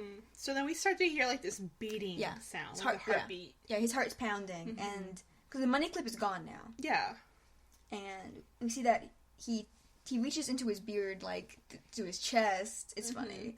He pulls out a heart-shaped flint. Yeah. And the wording of it. Like I was telling Anna, like, it made me sad. It made me super sad, this scene, because we hear the pounding noise, the heart pounding. And the way he says it, like a heart-shaped flint. And then we remember Zan Allison. Like, ship's boiler's out. A heart-shaped flint? Ship's boiler's out. You see the boiler emerges in front of him. And he drops the heart in. Yeah. And immediately gold starts spewing out at him. Mm-hmm. And the gold starts glomming onto him. And it literally, you see it like it starts swallowing him. Yeah, he's terrified. Yeah. And just like what's the word? The analogy of giving up his heart for gold. Yeah. Like, not even like him like, oh, that's my name. Like, he's subconsciously trying to remember his name. It's how they did it. It just felt very, very sad. It feels, because he literally has to give up his own heart to light... Yeah, the boiler. The boiler. Like, everything, his journey, everything that he's going to be doing. And it's like, it's really fucked, but it's really sad. Like, I literally, like, this scene just makes me sad. It makes me so sad. Just, because he's terrified. He's terrified as the gold's climbing onto him. And so it's like he had to give up his heart, like, his morals. Yeah. Like, everything. Like, who he was, he gives up. And then the gold's burying him. Like, that was the price. Yeah. Like, Duke is no more because of it. Yeah. Yeah. And then we, as the gold is kind of glomming over him, we get, like, cuts of, like, Zan Ellison or, like, the kids jumping, and it just kind of, like, consumes him completely. And then, like, the tam o' shanter, the hat, like, crawling up his head. Scene, yeah. But, like, this really weird, like, noise, like, crawling up his head. Yeah. And then he wakes up. Yeah. Duke wakes up, and he's like, oh my god. He's like, oh, just a dream. Those never mean anything. Oh my god. But yeah, it's like an incredible sequence. Yeah, a lot of the dream sequence is inspired by Dolly's sequence, the Dolly sequence in Hitchcock, Spellbound. And also Satoshi Kon's Paprika, the movie. Yes, there's a lot of like Lynch, like David Lynch kind of stuff. Like, it feels kind of like a Twin Peaks nightmare. Yeah. This could be a nightmare in Twin Peaks. It's very surreal. Yes. Like, it's just so weird, and I love it. Like, I love, like, especially, like, magical surrealism, and, like, in Mexican literature and, like, movies. Like, it's so trippy. And if I was a child, this would be scary. Like, legitimately it's pretty scary. Like, there's, like, all the cracking noise of the heads turning. Yeah. And it's all dark. Like, there's something so unnerving about, like, that little sequence. Yeah, the hat crawling up his head. Yeah. But yeah, so he just kind of wakes up and he's like, okay, what the fuck? He's like, okay, that was weird. He kind of tries to ignore it. We see it the next morning. He goes to Chum's, and like Duke knows everyone in town. Like, he greets some random people as he comes in. Yeah. So just like the idea of like this is a very tight knit community that he's become part of. Yeah, and he's happy. He is. So then he goes up to Fisher and Man, who, like, we see that Fisher had been working on something. Yeah, he's carving something in piece of wood. And so we see that he comes up to them and said they've officially made him a part of the family. Yeah. And their company. But, like, the family, basically, that's what they say. The Dukes of Fisher Man. And then Fisher was like, oh, that would have made a better sign. Yeah. God damn it. Because it just says Man Fisher Duke on the sign. And they get, like... high-key emotional. Yeah, Duke gets super emotional. He's like, this is the nicest thing anyone has ever done for me, I think. And he hugs them both. Yeah. And it's a really touching, sweet scene. Because this honestly means a lot to him. Yeah. Like, I mean, because they found him, he had no memories. There's all this weird stuff happening to his head right now. Yeah. But these guys have helped him a lot. And he really cares about them, we've seen. Yeah. So yeah, this means a lot to him. So good. They're crying. Crying is involved. Yeah, they're all crying. We see that the door to Chum's opens. Like a beautiful Western movie. I know. Even the whistling noise. Yeah. And it's Scrooge. Yeah. It's Scrooge, Webby, and Louie. Yeah, who's looking for Duke Baloney. Yes. And we see Webby calls him Uncle Scrooge. It took me a couple watches. I'm like, oh shit, yeah. Remember, like, he doesn't know he's Glomgold. Yeah, I love this joke. It's my favorite because Scrooge responds like, I know, I'm not the one with amnesia. I'm just like, oh my god. It's not the time for jokes right now. Because Webby goes like, okay, like, you know what I meant. Yeah. And so he goes over to the table to talk to Duke. and they're talking for like a minute. Yeah. And we see Webby trying to lip read. Yeah. Poorly. Because she's like, oh, is it true that, that you have amnesia? He's like, yes, it's true. He's like, and somehow, like, he said that Webby told me you have amnesia. He's like, yep, I sure do. Well, I wish she was my housekeeper's granddaughter. Because she says that Scrooge says, like, oh, that bright young lass has, like, a lot of promise. Yeah. And then Duke is like, yeah, she sure does. Like, I wish she was my housekeeper's granddaughter. And then we see them, like, suddenly, like, sit up. They stand up, and they get up into his face, and they're like, oh, God, they're gonna fight. Yeah. But they hug. Yeah. It's, like, weirdly confrontational. Yeah. Because they get in each other's face, and it's like, hug. And then Duke waves goodbye, and Scrooge goes back over to the kids. Yeah. And he's like, yep, that's Glomgold. Yeah. And then Webby's like, okay, so, like, what are we gonna do? Like, yeah. He needs a hospital. Like, he has a head injury. Yeah, so we should help him, right? And he's like, no. Yeah. And Louie's like, because he's essentially evil, right? No. They should not help Glomgold because he's finally happy. Yeah. He's the happiest Scrooge has ever seen him. I like when he calls him Flinty. Yeah. Yeah, he's like, like, let him be Duke Baloney for his own good. Yeah. I love, Webby's like, he might have a brain injury. Glomgold would blow himself up on a regular basis. Yeah. A head injury would be a step up. I'm sorry, come again? In all my years of volleying with that vexatious villain, I've never seen Flinty happier or more at peace. Let him be Duke Baloney. It's for his own good. But he might have a brain injury. Flintheart Glomgold blows himself up on a daily basis. A simple brain injury is actually a step up. And then the kids are, okay, Yeah, and they're like, alright. We see Scrooge is gonna meet with Zan Allison about their new charity Dimes for Ducklings. Which he wants to talk her down into pennies for pipsqueaks. Pipsqueaks. I can't say it. Pipsqueaks. Pennies for pipsqueaks. Like, I don't even know if it's like the actual amount of money would change, or he just wants the name to mean less money.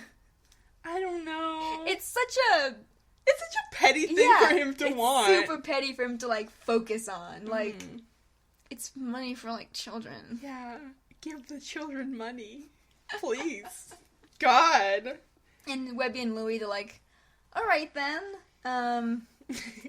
I guess we're not taking him to the hospital. Yeah. I guess, like, what were we doing before all this? And they're like, alright, fishing. Yeah. Fishing! How many days has it been? Couple days. And the kids were just kind of there, like... Well, I mean, they went back to the mansion, came back. Early morning, yeah, like... it's been maybe like a week, probably, I'd say, since like when they first found Duke. Yeah, and now they're back in their actual thing that they're gonna do. Yeah.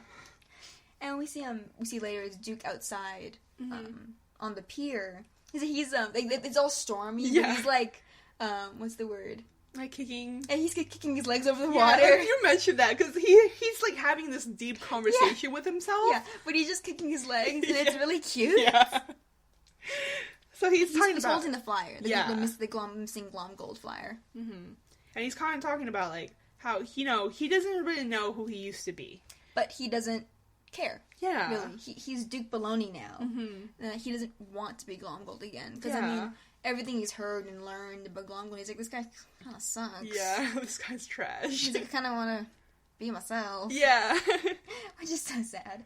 He decides it's time for Glomgold to Glom go! And he tries to throw the flyer, but he just hits him back in the face. Don't know who I used to be, but I know who I am. Duke Baloney. It's time for Glomgold to Glom go! I said, Glom go! But then, he ripped it off his face, and he sees that Webby and Louie are heading into the storm on their little boat. Yeah. And I'm like, dudes! Just look up! Dumb. Yeah, because, like, it's, like, black clouds now. Yeah, it's black. Like, it's bad. Mm-hmm. And he's like, oh my god, like, the kids, like, they're in trouble. And he goes to save them. Yeah. Like, full out. He's gonna go swim to save them, yeah, I guess. Yeah, he literally declares, like, I'm gonna save you guys. Yeah. Or my name isn't. And then he gets hit by, like, a heavy, like... Oh, I actually know what this is called. A boom, maybe? It's something on the boat, like, with the... Like anchor. Well, it's not an anchor with the hook at the end. Yeah. it swings around and hits him in the head, knocking him into the water, and he's knocked unconscious. Yeah. So he's drowning again. Again. It's been 4 months. That's an okay amount of time between drowning. Oh my god, with the head injury. He probably doesn't have a head injury. Wait, no, he does. Amnesia. Yeah. Amnesia. Oops. There's no head injury. Shit, right. He doesn't know who he is. So we cut to this, like, flashback from many years ago. Yeah, so we flash back to South Africa many years ago. And it's a really, really, like, we only get brief shots of this, like, bizarre kind of marketplace. It looks super cool. Yeah, like, no racist characters anywhere. No racist characters. That should do a really good job of showing the diversity. Yeah. Like most or all of these characters are clearly, like, African. Mm-hmm. Like, and they're all different, a lot of them are different species that we haven't seen before, of birds and stuff. Like, and the character design, even, like, in the background, like, we have women in a hijab, we have women in, what's called an open crown hat. Mm-hmm. Like, this little bird lady. Like, these are species of birds we haven't seen before. A lot of new, like, bird species. It looks super cool, like, the purple trees. It all looks very nice, very atmospheric. Like, it's just like Hookbill Harbor has this atmosphere, this very specific, kind of mysterious, kind of grim, gritty atmosphere. Yeah. This one has it's very lively, and it just feels really nice. It looks really nice. People are selling their stuff, and it's like... Yeah, it's a marketplace. Yeah. And we see a young Glomgold, or a young Duke. Yeah, he's a shoe shine. Small. He's so adorable! He's like hopping back and forth. He's like, announcing like shoe shine, like, but no one's really stopping. No. He looks super cute. He has a little hat. He's wearing jeans. Yeah. Is it? Yeah. Jeans were invented. Yeah, I know, but I'm just like, it's weird to see him wearing pants. Usually Glomgold doesn't. Right. But yeah, he's adorable. Well, Duke wears pants. True. Pants and ducks. I still have that issue. Well, yeah. It doesn't matter. Whatever looks cool stylistically, really. Whatever looks good. He's a cute little kid. He has like a little cap. He has like a striped shirt. So, I mean, I think it's this like the 60s or 70s. Mm-hmm. Like, just guessing on how old Glomgold Duke, whatever, currently is. Yeah. This is like the 60s or 70s, which would make him like in his 50s currently. Mm-hmm. That's wild. Yeah. Anyway. Yeah, so this is a young 12, 13-year-old Glomgold, about the same age as the kids. Mm-hmm. Yeah, he's a shoe shine. And intro, a younger, cockier Scrooge McDuck. I hate the way they intro him because he's such a smug asshole. He is. He's a kind of a dick. So we see him kind of like... We see the shadow, the silhouette of him, and he's like, can you, like, shine spats? And, like, when they finally reveal his face, it's, like, the most smug-looking face he's ever done. I'm like, I want to strangle you. But... And, Duke's like, yeah, totes, I'm on it. Yeah. And so, Scrooge sits down, and he starts telling Duke, which is his real name. Mm-hmm. He introduces himself as Duke Baloney. Yeah. And he starts telling Duke about all his latest exploits. Mm-hmm. And that, nothing's too difficult for Scrooge McDuck or whatever the fuck. And Duke's, you must think very highly of yourself to speak in the third person. Yeah. I love that. He's like, oh, it must be really important if you're speaking like this. And then he goes on to say, like, oh, Duke Baloney is a big deal, too. He's got, lots of plans. Yeah, he's got his plans to become the richest duck in the world. Yeah. So, what brings you to South Africa?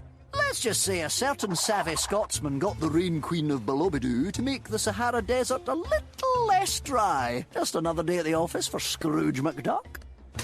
Must be a big deal if you're referring to yourself in the third person. You know, Duke Baloney is kind of a big deal too. He's got tons of plans to make himself the richest duck in the world. And part of his plan is to buy a coal mine and stomp the coal into diamonds, which is a reference to the DuckTales 1987 episode Once Upon a Dime, where Scrooge does this. Mm-hmm. He buys a coal mine and has elephants stomp them into diamonds. Don't know how well that would work. No, it won't. It doesn't work that way. And Scrooge says, like, won't that hurt your feet? And Duke says, I'm too stubborn to know when I'm hurt. I know. Which, from like a 12-year-old, is a little... That's fucked. Rough. Kind of... I mean, the fact that he's a shoe shine and that's how he makes his living, it speaks a bit to the fact that he comes from, like, an underprivileged background, is that the word? Yeah. Like, he doesn't come from money, obviously. I keep asking myself, where are his parents? Yeah! Where are his parents? We don't know. Yeah. So there's no record of Duke Baloney, but that could mean other stuff. Yeah.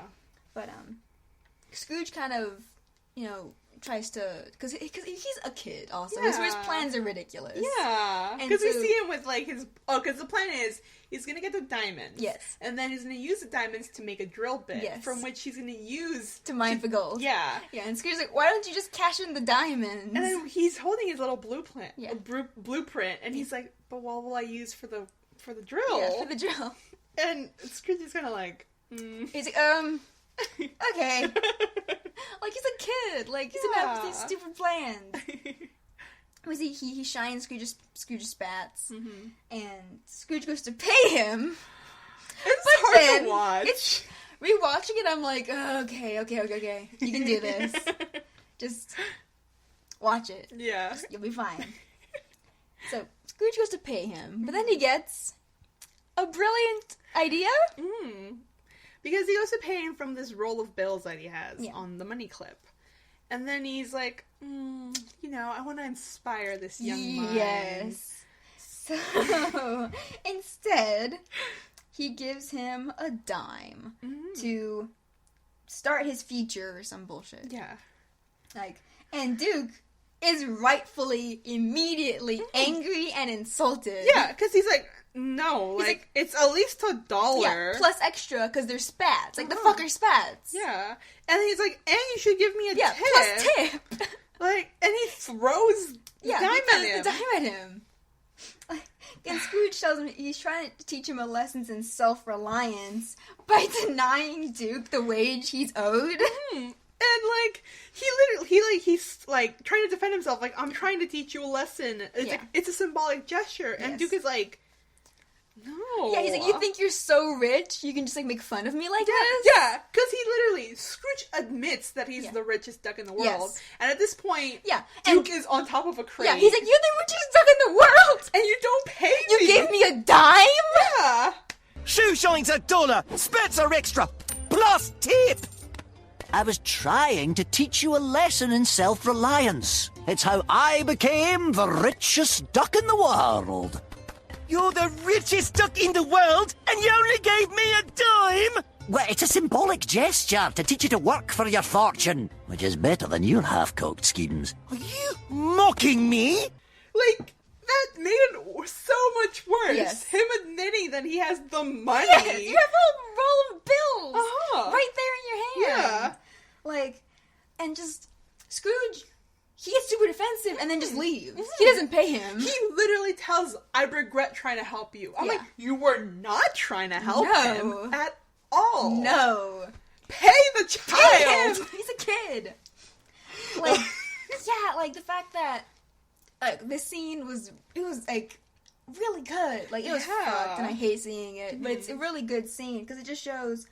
I mean, Scrooge is a little bit different now. Yeah. But Scrooge, especially at this point, this is Scrooge before Donald, before Della, before anyone. When it's really just him. Mm-hmm. And so this is Scrooge who's being corrupted by his own wealth. Yeah. That, like, he's speaking in third person. He's buying into the mythos and the legend of his origin. Mm-hmm. Like, oh, I had my start with a dime, and it inspired me, and I'm now the richest duck in the world. Like, that's like saying any famous person, like, Oprah was 30 when she was fired from network television. She was a TV anchor, right? And she was fired. Yeah, I think she was TV anchor. Yeah, and then she became Oprah, and she's super rich now. That's like a 1 in a million chance. It's survivor bias. Yeah. It's the story that's being told is by the survivor. Yeah. And besides, as we all know now, like, it's not the myth of Scrooge McDuck. No. We've discussed this in depth. Yes. It's not the same. No. At the end of the day. Like, I get that he was trying to be like, oh, this is how I earned my money. Yeah. I'm gonna pass on this lesson to this person. Yeah, but never mind his intention. It's a shitty thing to do. Like, he's not realizing No, this. it's a shitty thing to do because, like, it would have been different if he would have paid him the money, and then been like, here's a dime. Here's an American dime, like, you know, because this is how what inspired me. Yes, but here it's like he has his set price. This is how this child is making his money. Yeah. We don't know where his parents are. Yeah.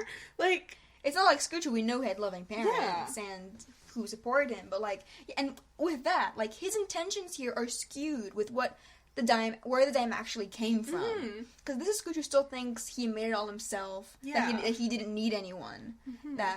It still is very much the Scrooge mentality that, like, it's just him against the world, and he did it. He conquered whatever. Yeah. When really, like, knowing the dime's actual origin, what Scrooge tries to do isn't comparable. Because Fergus, we now know, gave Scrooge this dime indirectly because he had literally nothing else to give him. Literally, they had no money. Yeah. The only thing he could give his oldest and only son, other than the gift of self-reliance, was this. Like, this is all he could give him. So that he would be inspired to make something of himself when Fergus couldn't help him directly. Yeah. Yeah, and then that backfired because they lost him. They lost him. And that's the difference. Here, it's like, that was the only thing at the time that his parents could give him. Yeah. Even though he doesn't know that. But but here, it's like, he literally tells this boy, I could possibly give you more. I could give you a shitload! I'm the richest person in the world. But I'm not going to. Yeah, I'm not going to. I'm going to give you this dime, and, like, you learn a lesson, and maybe you'll become like me one day. Yeah. Like, it's insulting. It's insulting. It's super, super insulting. Yeah, he should have, at the very least, given Duke the wage he owed him. It's like, if you have money, why not give it to people? Yeah. Like giving waitresses $500 tips. Yeah, like, just fucking do it. That's what I would do if I had the money. I'd just be like, I'm gonna go into this restaurant, all the workers, even if you weren't my waitress. Yeah. Hey, everyone, here. Yeah. Take it. Like, it's so, like, it's so fucked. Yeah, so this is a Scrooge, on top of all of this, like, he's forgotten what it's like to be in Duke's shoes.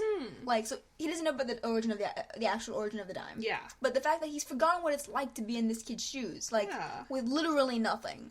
Like, we don't know how he felt about Bill, was that his name? The ditch digger? Bert, yeah. We don't know how he felt then about Bert giving him an American dime about in Scotland. Like, spite. Like, spite. Yeah, like, how did he feel about that? Yeah. We don't really know, because now he talks about it like, oh, it inspired me to move to America. He's romanticized his own emotions about these things. Yes. When in reality, he was probably pissed too. He was like, what the fuck? What the fuck, Bert? It's the time! We're in Scotland! Yeah.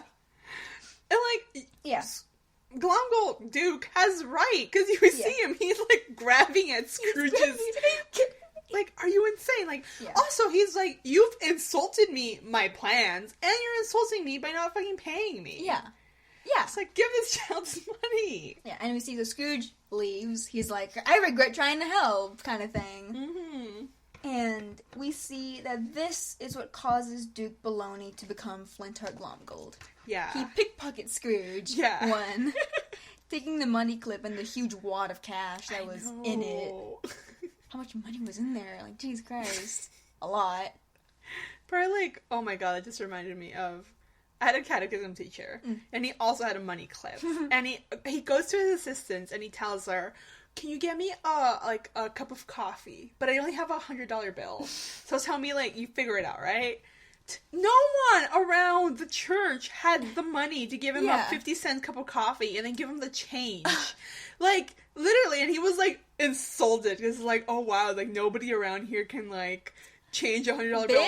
First of all, it was like 10 in the morning. Yeah! Businesses are not going to cash you out. Yeah. And it was like, so like someone just gave him the cup of coffee. Like literally the assistant just came back. She's like, here's your $100 bill. Like, here's your coffee. Like, no one was going to be willing to like fucking break 100? Break 100, yeah. Oh, people with money clips. They're the worst. The worst. It's like call out. The whole point of this episode was to call out people who use money clips. But yeah. So we see Duke keeps the money clip. And Duke wants what he's owed and more because of this confrontation. Like, he was so insulted and patronized by Scrooge that he now wants to do everything he can to beat him. Not only match him, but beat him. Yeah. He wants to beat him now. He wants to prove Scrooge wrong and come out on top in basically every single way possible. So, not only becoming the richest, but becoming the richest Scottish billionaire. Mm-hmm. So he literally says, like, so I used your money to create this persona. Yeah. And we see him, like, getting fitted for his clothing. Yeah, and we see him getting rid of his accent. That made me really sad. Yeah. Like, accents, like, as we've talked about before, it just made me really sad, because we see him doing, like, this tape about, like... Yeah, it's saying Scottish, like, phrases in Scottish accents. Mm-hmm. So you can repeat them and get the accent down. Yeah, and I'm just like, no, like, really, like, he's getting rid of everything about him. Yes, no, he's erasing Duke Baloney. You see that there's no record of him. Mm-mm. Like, he erases everything that he was and creates Glomgold from the ground up. Mm-hmm. First, I'll use your own money to create a superior Scottish persona. Please pass the haggis. Don't tell me what to do. Finally, I'll dedicate the rest of my life to besting Scrooge McDuck. And he, too, becomes corrupted by wealth. Yeah. Like, we see, he gave up his heart. He gave up who he was. Yeah. To beat Scrooge at this game. Yeah. Yeah, so he creating a superior Scottish persona. And way back in the premiere episode, I joked about about Glomgold not actually being Scottish. And I can't fucking believe I was right. I'm good at guessing this shit. I love it. Because there's something off about it. Like, how much he emphasizes the fact that he's Scottish. Yes, it's like the weird. bagpipe players, like his outfit. Yeah, the company. Yeah. And I'm just like, when this whole thing came out, I'm like, oh my god. It explains a lot. Yeah. Like, it explains everything. Yeah. Oh my gosh. And we see he just like inserts himself back in Scrooge's life without ever telling Scrooge who he was. No, yeah, that's wild. Yeah, like knowing this whole time, you're the reason I exist. Yeah, you're the reason Glomgold is a thing. Yeah, is your enemy now because you made him. Yeah. Oh my gosh. And we see a brief scene. We see him like when he starts competing against Scrooge. It's a scene from the original DuckTales intro when they're both climbing this tower to get to the genie's lamp. Mm-hmm. It's from the episode of DuckTales 1987, Masters of the Djinn. Mm. And yeah, just like a cute little hey. But yeah, and it's wild. This whole flashback sequence. It's crazy, like, because you see him, like, the last bit of the flashback is him, like, declaring, like... who he is. Yeah. And then it translates back to him, like, emerging from the water. Yeah, Duke emerging from the water. And people are cheering him on. They're like, Duke's gonna save those kids. Because Louie and Webby are very much stuck in this storm. It's turned into a storm now. It's raining. There's, like, thunder. There's lightning. Everything. It's really bad. Yes. And... for a moment, you're kind of like... okay. Yeah, because Duke, like, he swims right over. He's a really good swimmer. Yeah. Like, because he keeps getting knocked into the water, but he's just, like, going right back up. And he gets to the boat, and, like, they're being knocked all about, and he tells him, like, give me your hand. Yeah. And Webby reaches for him. Yeah. And then... he grabs her arm, and then he flips her onto the water. Yes. Trying to drown her? Yeah. And Louie's like, what the hell? Yeah.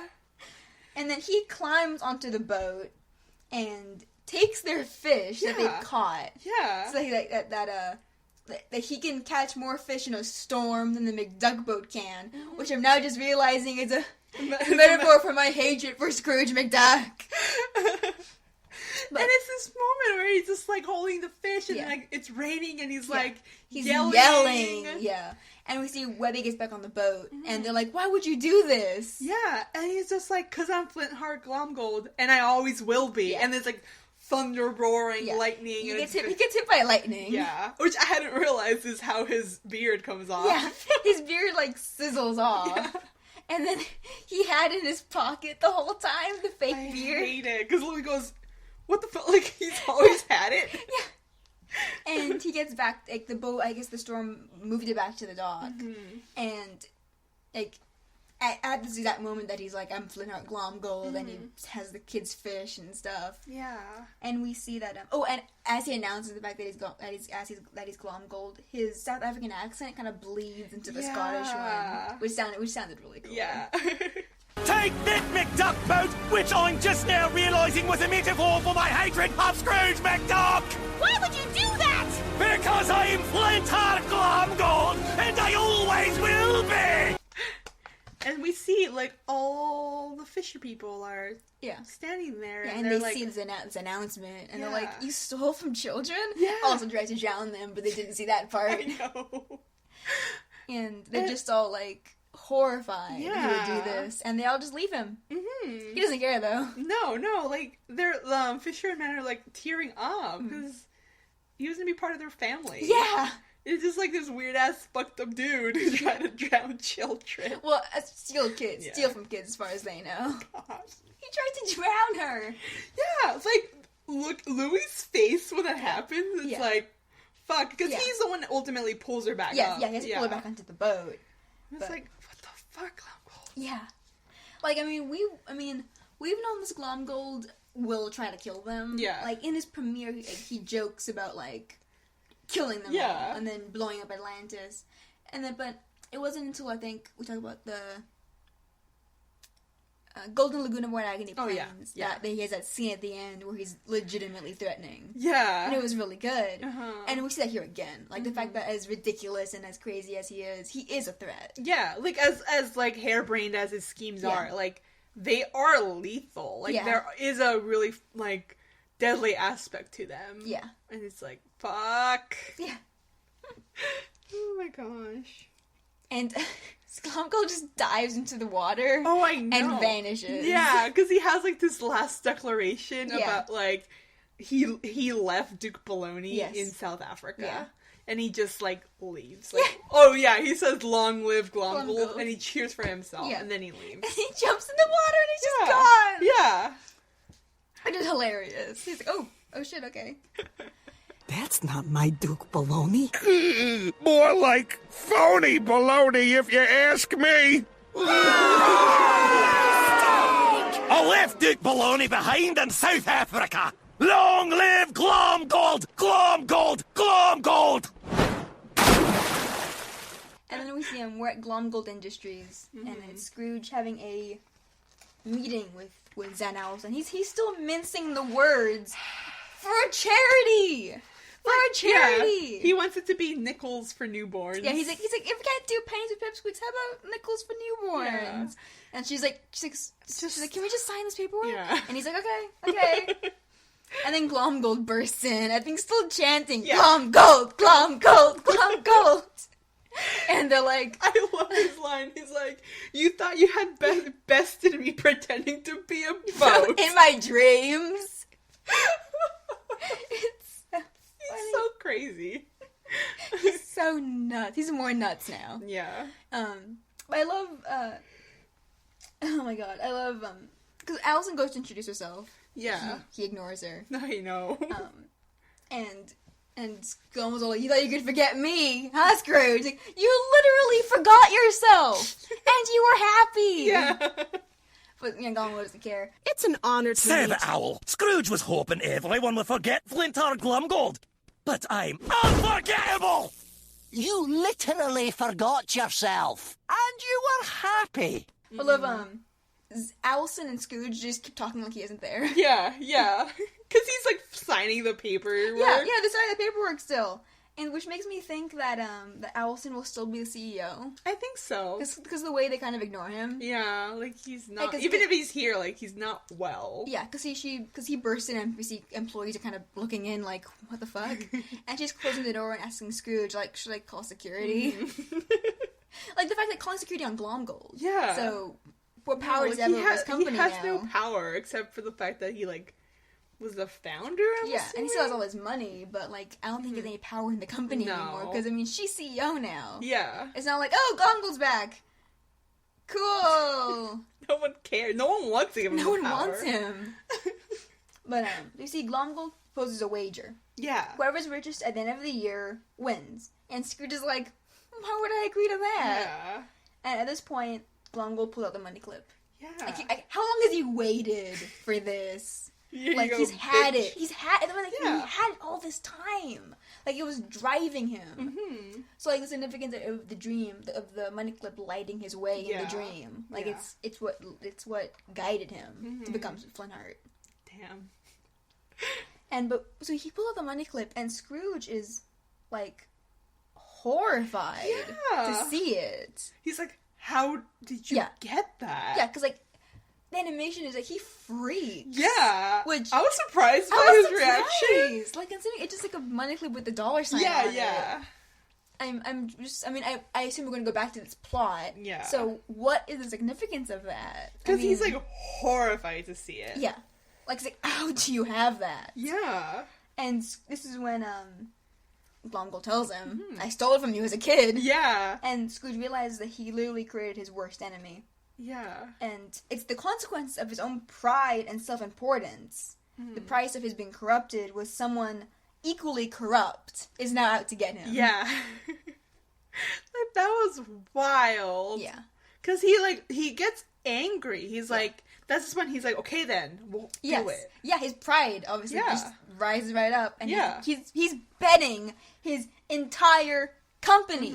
That's the bet. Yeah, that's the bet. That's the bet. Whoever has the most money by the end of the year is gonna just get to keep the rest of the other person's stuff. Yeah, it's the loser's company and becomes the richest duck in the world forever. Oh my god. I'll never come in second to a vainglorious grifter like you. Then prove it. Winner gets the loser's company and becomes the richest duck in the world. Forever! You're on! And during this whole greed and wealth battle that's being driven by vanity and pride, we see Owlson is doing something to help people. She's signing charity paperwork in the background. Yeah. While these two rich fucks are just making this stupid petty bet just because they can. Like, even greater 1%. Yeah. And this episode just really highlighted all this. Like, this wealth inequality and, like, the ignorance of the people who are very, very wealthy. Yeah. Like, how much he's trying to mince words on the name of the charity. Like, now he's making this dumb bet because Glomgold beat him. Yeah. Glomgold took something from him. Yeah, because Glomgold has had this plan and he's been developing and tricking him for this whole, like, time that they've known each other. Yeah. And so really good episode. Yeah. Like how it just frames all this, like Scrooge's greed, how bad it is. I know. Because Scrooge's greed was not really a problem in the comics and the original series. It was just, like, a fact of him. Yeah. Like, it's like, oh, he's so greedy, he doesn't pay the workers a living wage. It's like a joke, like, oh, he's such a Scrooge. Like, it's a thing. Yeah. And here they highlight how harmful that is to himself, because he created his own worst enemy. And to other people. Yeah. Well, and the episode ends with the kids running in to warn Scrooge. Yeah, and they're like, oh, I think we missed something important. So I don't think they know about this bet. No. Just Scrooge. Oh my god. And so Scrooge. Duke Baloney's a reference, the name. Duke Baloney itself is a reference to a Carl Barks comic, Turkey with All the Schemings, which was in the Walt Disney Comics and Stories, number 148, in which Donald has a doppelganger named the Duke of Baloney, who's the second richest duck in the world. This was before the creation of Glomgold by Barks. It's like a thing. Cool. So like, they're like, it'd be fun if we named this guy. Yeah. This guy, Duke Baloney. Because I just love the title. The Ballad of Duke Baloney. Yeah. It's good. Yeah. It's a good title. I'm a big fan of musical ballads. Yeah, there's no singing in it, though. I know. Well, kind of. They have their little sea shanties, which was really cute, and then it just all goes to hell. Yeah, real quick. I'd love to see Fisher and Man again, but I don't think that'll happen. No, probably not. No, so sad. I wanted to get into, now that we come to the end of this episode, to Glomgold, like throughout the ages, basically. We have a beautiful yearbook montage. God.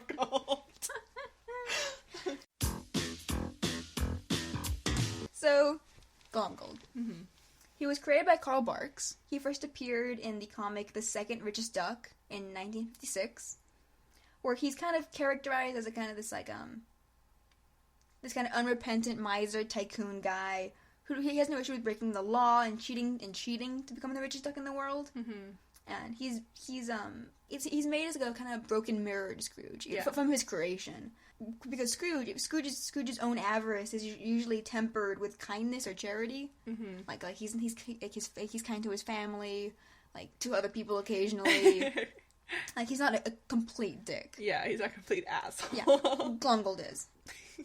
In the comic where he premieres, Glomgold claims the title of richest duck in the world. Mm-hmm. And Scrooge is like, the fuck? Fuck is this guy? So he's like Scrooge, like, in behavior and appearance. Like, they're both really competitive, and neither wants to accept the idea that someone is superior or even equal to them. Mm-hmm. Like, I gotta be the best. In the comics, he keeps money in his own money bin. Oh. Except that, it's a pound sign on the front. Okay. And his main source of wealth was diamonds. No, his money bin isn't in Duckburg in the original comics. It is in the valley of Limpopo, South Africa. Mm-hmm. And so while Scrooge is surrounded by his family and everyone in Duckburg, Glomgold is like alone in the jungle. Yeah. Yeah, which kind of made him kind of more cunning and ruthless, but also more likely to be outnumbered by his rivals. His second appearance was in The Money Champ, the 1958 comic, and then his third and last appearance in the Barks comics was So Far and No Safari in 1966, which is actually one of Barks' last stories before he retired. Mm-hmm.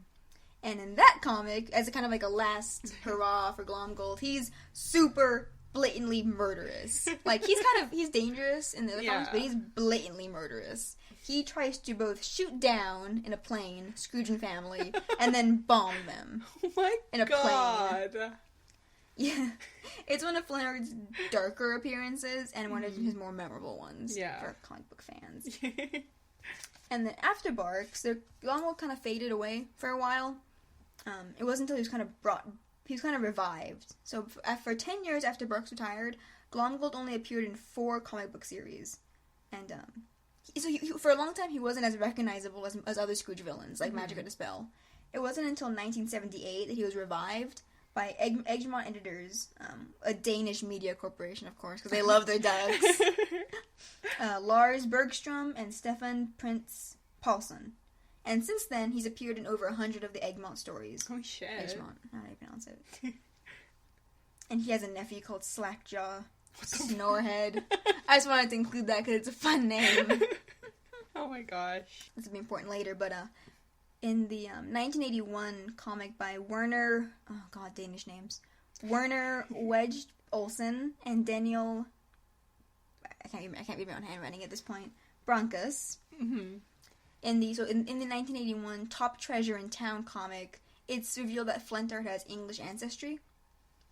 Mm-hmm. I'll kind of get into that, but the fact that the idea of Glomgold having Scottish ancestry isn't introduced until the 2000s. Okay. I'll get into why that's a little significant. So, and then after Barks and the other comic book series he appears in is Don Rosa. Mm-hmm. So under Don Rosa, Glomgold appeared in the 1987 comic The Son of the Sun. Mm-hmm. So, Hijo of the Sun. And this comic helped Don Rosa become considered one of Barks' most popular successors. Mm-hmm. This comic. I'm not really sure if it's his first comic. Like, Don Rosa's first comic. It might be. It's what made him be considered, like he is worthy. Of being Barks' successor. It's a very good comic. Mm-hmm. There's some racism. Of course. But Rosa's detailed style of drawing, the references to a lot of Barks' stories in this comic... Mm-hmm. A lot of really strong characterization, which I've talked about before. I was just very good at that, especially with Scrooge. Kind of helped Rosa become the Duck Men. Oh my god, one of the founding Duck Men.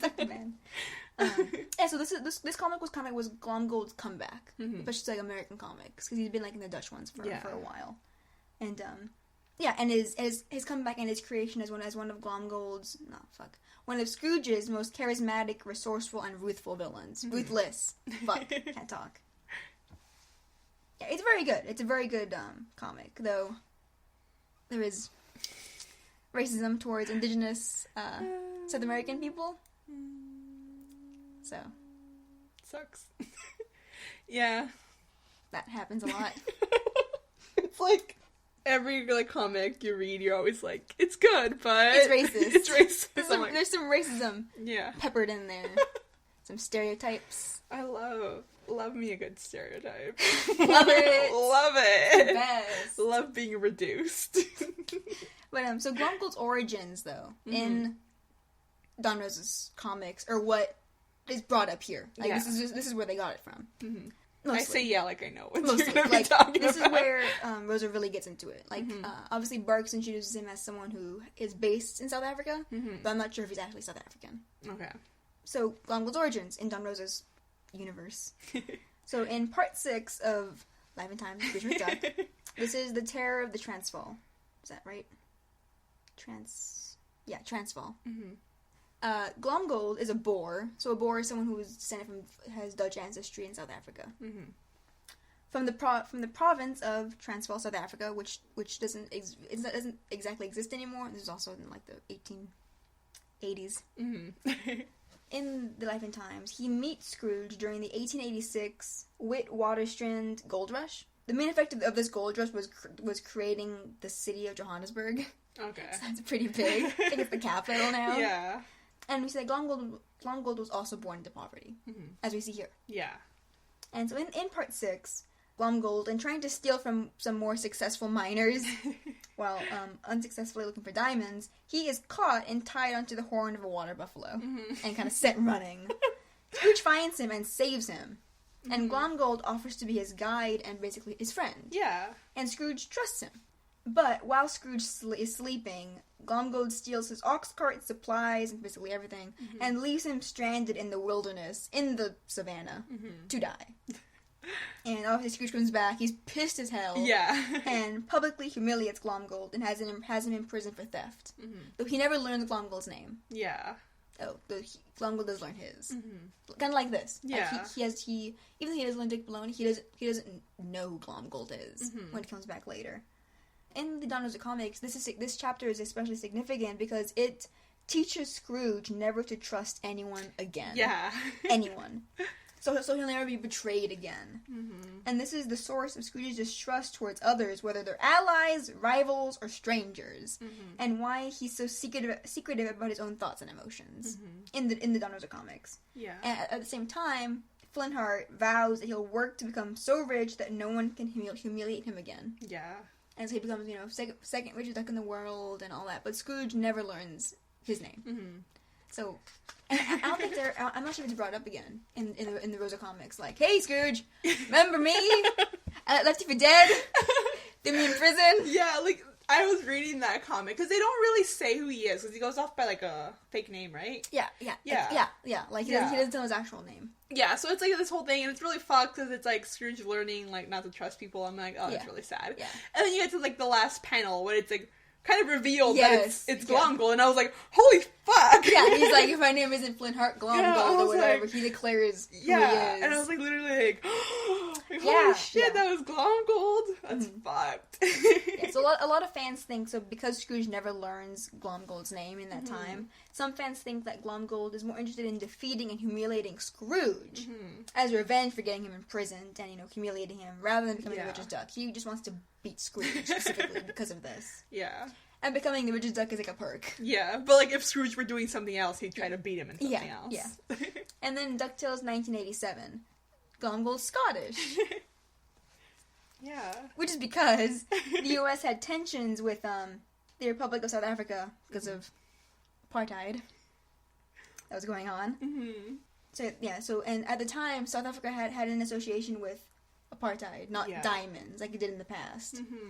And so they changed it. So they emphasized Glomgold's Scottish ancestry, which didn't exist before this. Oh, shit. They put it into DuckTales 1987 because they wanted the character, but they could not bring in that aspect of the character. Yeah, like things were different. Like... Yeah.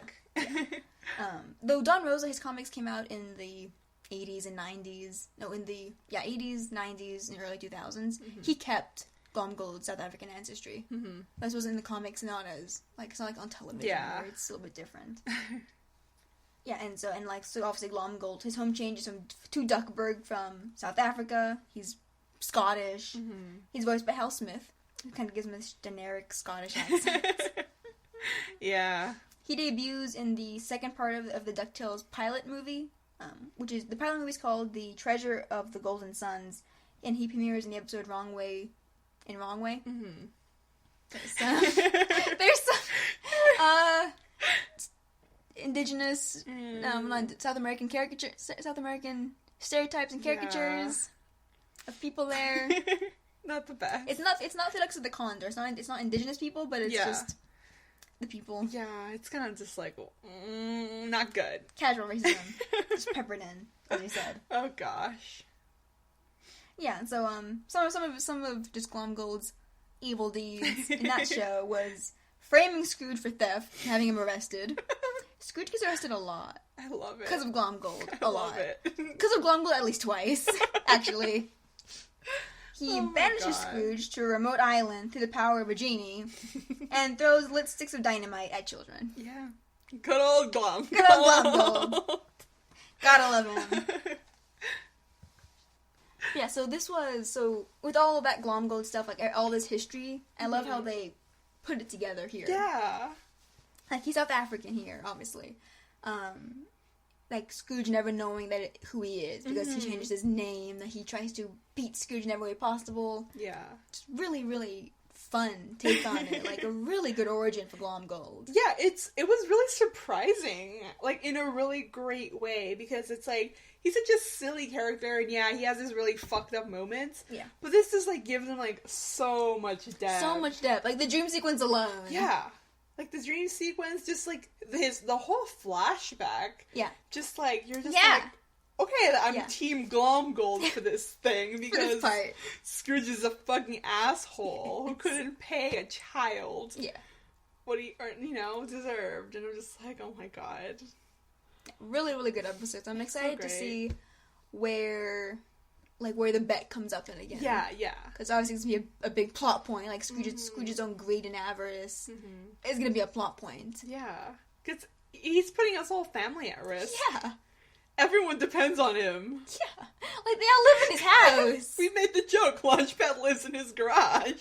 Fuck, I can't wait for him to come back. Yeah. But, I think that's it for now. Questions? Oh, fuck. Damn. We have some questions to answer before we leave you. Yes. From Ivan Sanchez. Have you ever expected they would show Glomgold's past and be faithful to the comics that he comes from South Africa? Also, do you think the bet, Scrooge and Flintheart probably ending on season 2 will be based on the stories so far in No Safari? So, first part. Did I expect they would show Glomgold's past and be faithful to the comics? No. We joked about it. I joked. Like, he's not really Scottish. And the fact that they went and did that really surprised me. Like, I remember seeing the flashback and I'm like, oh shit. And when Scrooge showed up, I lost my shit. I was losing my mind. I'm like, oh my god, that is so good. Yeah, like, they did it. I didn't expect it, because I read some parts. Like, I knew that his origins were different in, like, the comic books. But I'm just kind of like, it's maybe, like, one of those things that, it kind of, like, as media happens, like, this history changes and no one really wants to bring that back. Mm-hmm. They did a really amazing job. Because it's so, like, fuck. Like, it's such a deep it's a really good origin. Yeah. Like, just, that Scrooge created his own worst enemy. Mm-hmm. Like, it's great. And so the story so far in No Safari, that's the last Carl Barks comic with Glomgold where he's trying to murder Scrooge and the kids. I think they're trying to get somewhere, and Glomgold tries to kill them so he can just get everything himself. Mm-hmm. I don't think maybe they'll be like a last resort kind of thing. Like, it's like the end of the year or whatever the fuck, and Scrooge and Glomgold are competing for this last thing. Yeah. This is the last thing. Either one of them gets it, they'll be the richest, and then they'll win. And then Scrooge just, like, drags his whole family and, like, what the fuck, man? Seriously, you bet everything? Yeah. So that could be interesting, like, then Glomgold's trying to kill them the whole time. Yeah. That could be fun. That's fun. Fun time. Yeah. Yeah.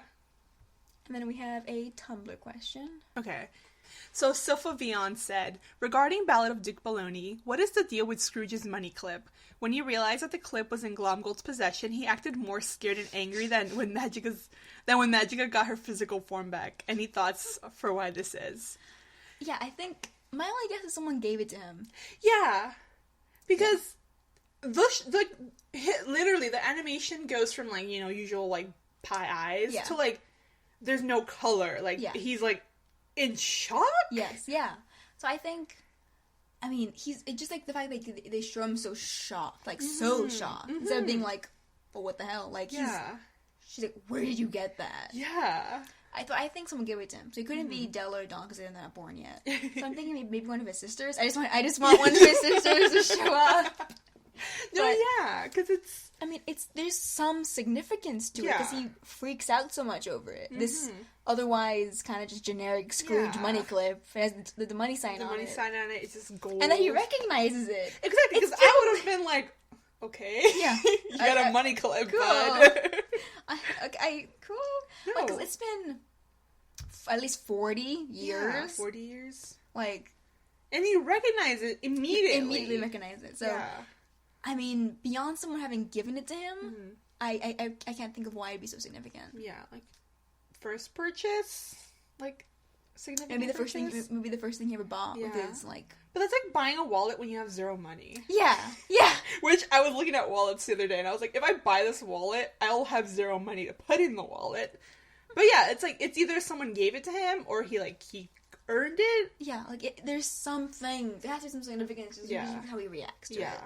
Because no one would recognize the money. Yeah, it's been at least 40 years. Yeah. So. Or did he lose the money clip and then get stranded because of that? So he remembers being stranded in South Africa. Yeah. Because his money clip just vanished. Who knows? And I mean, and he wouldn't think this kid stole it when he was anyone could have pickpocketed him. Mm-hmm. Yeah. Yeah. But I think that's all our questions. Yeah. And I think that's all for us for now. Yes. You can find us on Twitter at Amores Patos. You can also find us on Tumblr at amorespatospodcast.tumblr.com. And did you say I was not listening? Gmail. Did you say Tumblr? Yeah. Jesus, I just zoned out. You can find us on Gmail at amorespatospodcast@gmail.com. Mm-hmm. Thank Fenton at Disturbing Graffiti for our lovely cover art. You can also review us on iTunes. Yes, leave us a lovely review and we'll read it here. But yeah, that's all. Yep, that's all for now. Saludos, amigos. Saludos, amigos.